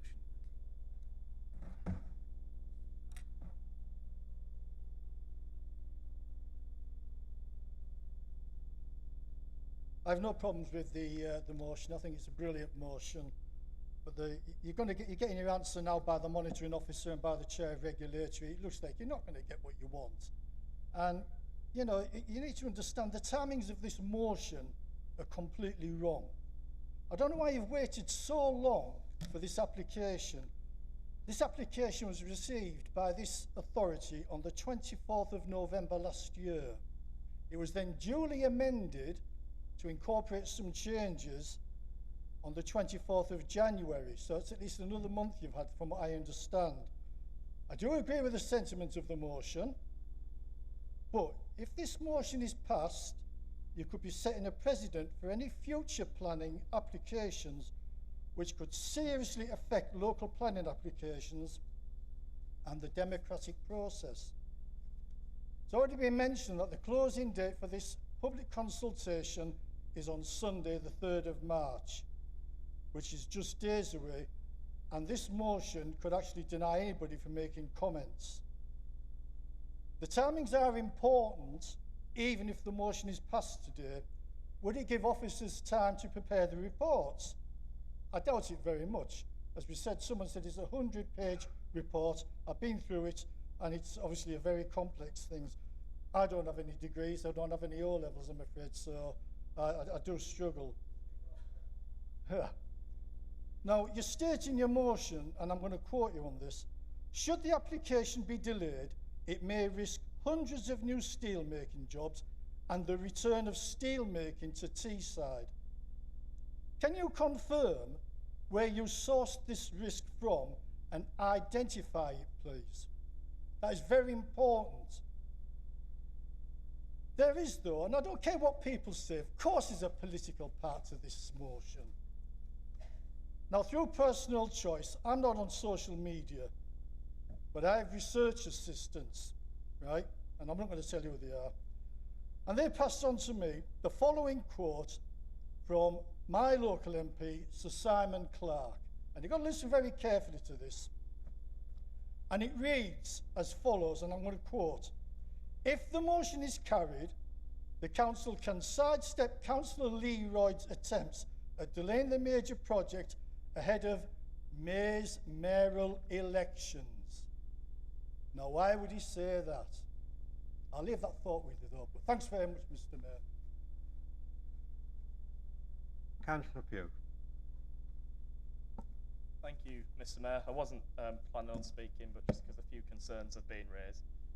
Firstly of all, we've obviously discussed with the monitoring officer whether this will be legal. Of course we have, and of course it wouldn't be here today if it wasn't legal. We've also had clarity on whether members voting on this motion today, whether if they're on the planning committee, it will be then predetermined in the application. It wouldn't be. It wouldn't be predetermined in the application. We've had that clarity. In terms of why this date is important, it's because the council has promised in informal talks, we understand, and I think that's a general understanding around most of the chamber, this council has promised that it would be done by the 7th of March. And the issue we have, if we falter on our promises to businesses, especially when we've got the Tees work site down there, if we start faltering on our promises, it will damage some faith that businesses have in this council's ability to get planning applications done in a timely manner. So that's the issue at hand. I don't think it's a political one. I think it's this council's made a promise. Let's deliver on that promise if we can together. I think that's all I have to say, really. Thank you, Mr. Mayor. Councillor Barry Hunt. Couldn't stand up there. The old legs have gone. The belly hasn't, but the legs have. In the immortal words of an ex-leader and councillor, George Dunning, he would have said, as an ex-steel worker, well, I'm an ex-steel worker, and I also was a resident of Dormanstown, which was built for steel workers. So I'm just going to say, let's get our acts together, get it right, and get steel back on Teesside, get some jobs. So there we go. Councillor Brown, you've got your light on again, but I can't allow you a second question.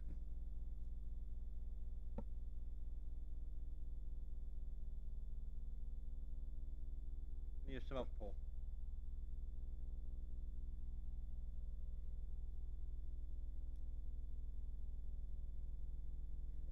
There we go. I'll sum up as best I can. I've not obviously done this before. Now, I think it's all raised fair and valid points, Councillor Brown, Councillor King, about the legality. But like I say, it's been through the monitoring officer's due process. To say it's been a busy week for me is an understatement. We've had calls, we've had discussions, we've had about this, that, because obviously what we don't want to do is bring a illegal motion to council, because that doesn't benefit anyone. Councillor Smith, I do get your points, but are we going to put barriers up in the way of progress? Like, are we saying we can't do it because we actually can? Yes, I do see your points. But that doesn't mean that it can't be done. It can be done. With the will of this council, if they want to do it, it can be done.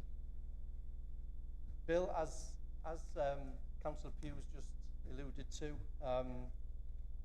yeah, because this council's made a promise, we need to stick.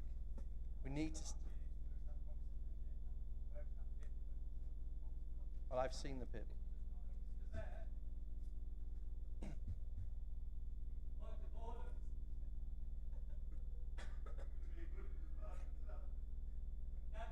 Have interruptions in members' speeches, please. Yeah, and if this council doesn't stick to its promises, what signal does that send out to the rest of the world? Come and put an application in. We'll promise you this date, and it might be done for then. We can't say it's going to be done for then. It might be done for a years after that. Like, well, what kind of signal does that send to the rest of the world? And Councillor Hunt, my sentiment entirely on what you said. It's about time that we just stop talking about these things and just get it done. Just get these applications through as promised and get things done.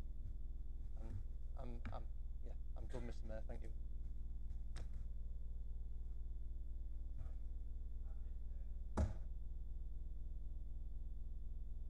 By Councillor Hargreaves.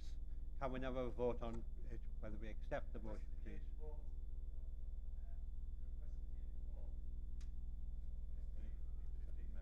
I need 15 members to hands up to have a recorded vote.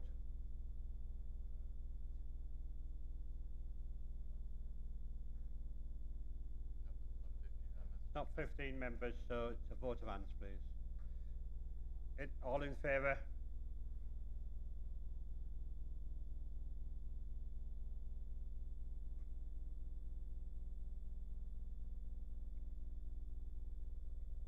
Carried.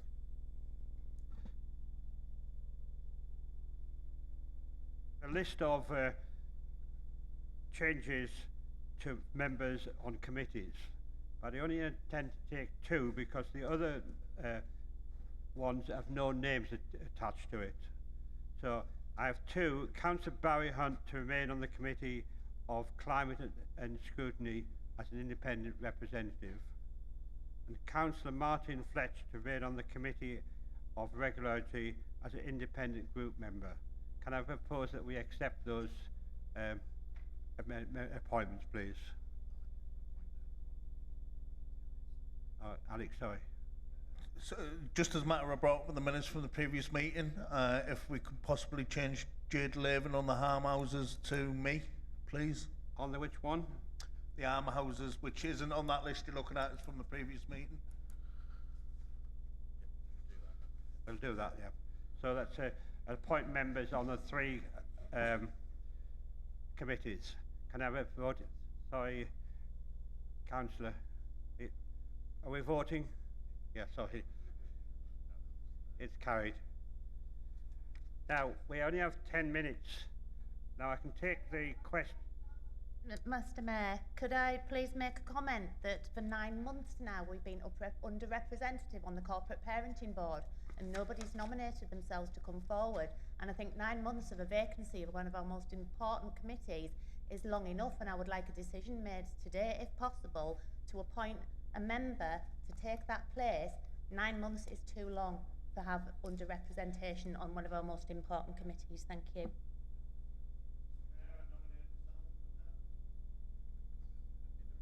It's got to be an independent group.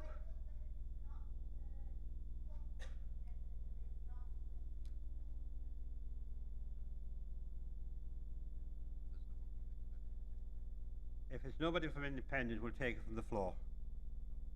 Alec, can I propose that we accept Alec onto the... You're nobody else.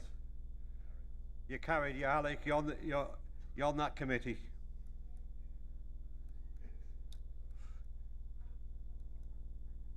Had enough, so I've withdrawn, so I'd be happy if there was a space to go on it again, because I was quite keen. You withdraw. Can I have anybody else that's interested to go on that committee?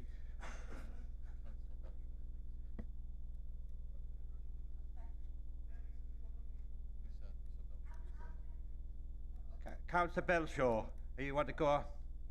Right, can I have a show of hands to Councillor Belshaw? It's carried again.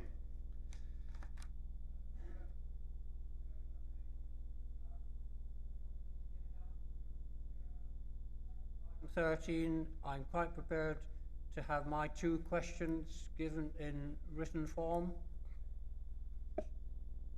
That's question 4 and question 5 in written form for, from Councillor Quartermain. Is that okay? Right.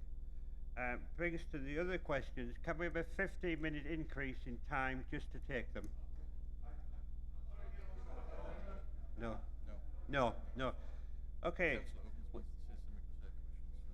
Right. We're taking Councillor Ovens' question first, and that the other 2 will be answered. More than happy to submit it in writing and have it circulated to all members with a response. Okay. Councillor are you quite happy, Councillor Joy? Well, and answered in writing, but could I also ask that that is done because it wasn't done on the last one, and I'd really like it in writing back to me. Do you, would you like, if you want to show off, we can do it. Order, please. It's really important that get it in writing. Would you like your question in writing? I'd like to say it. So I can either say it today or next council, but it'd be more pertinent this one. Quickly? Well, it's a yes, no answer. Will the leader and cabinet please sign a letter to Historic England calling on relevant finds at South Abbas to be scheduled and protected so that future generations can learn about North East Yorkshire's until now largely forgotten past? I'll answer him at the next one, if that's all right. No, I'm joking. Historic England will be the decision maker on whether or not any areas on the land south of Mask will be scheduled due to their archaeological merit. This will depend on what actually is found on the site, as the archaeology is assessed over the coming weeks, months. The council does not have any role in this decision making the process, so will rightly reserve the decision for Historic England to make this bearing in mind. Elected members will consider the content of any letter presented and due consideration decide to sign it at the appropriate time. And again, Tristan, just like I was very nervous about leaving the council up to legal challenge, I'm also very nervous about leaving any challenge from the developers, and therefore the council being fined. Okay, but rest assured, if they find more things of significance, more than happy to sign with the elected members. Right. Writing as soon as possible, please. The other ones. Any supplementary questions? No, it's Leroy. So, Councillor Brown, you're still confusing revocation of planning permission with scheduling process. I mean, that's just been shown in the way that you voted and completely disregarded planning rules. You need to question your position or even commenting on planning applications. My next question would be, the area that's planned for this site and the development is outside the limits of Mask by the Sea. It's over the railway line. This has been recognised in all local plans in the past. Would the Cabinet please consider calling the area which is south of the railway line not Mask by the Sea but south of Mask?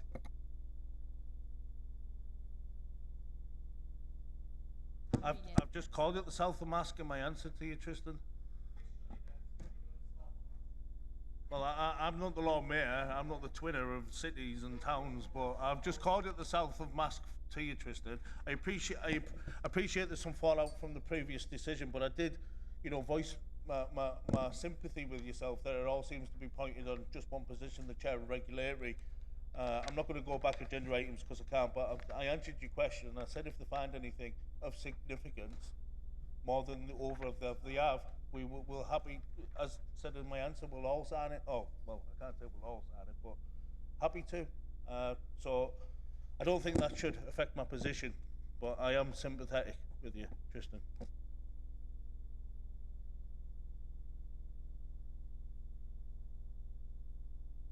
Thompson have a supplementary question. Would this be allowed at the next meeting, or will they be allowed to do this in writing and get a written answer circulated to all members? When they get the answer in writing, then we can take it up again. That's the end of the meeting. Thank you for all attending. Please just standing.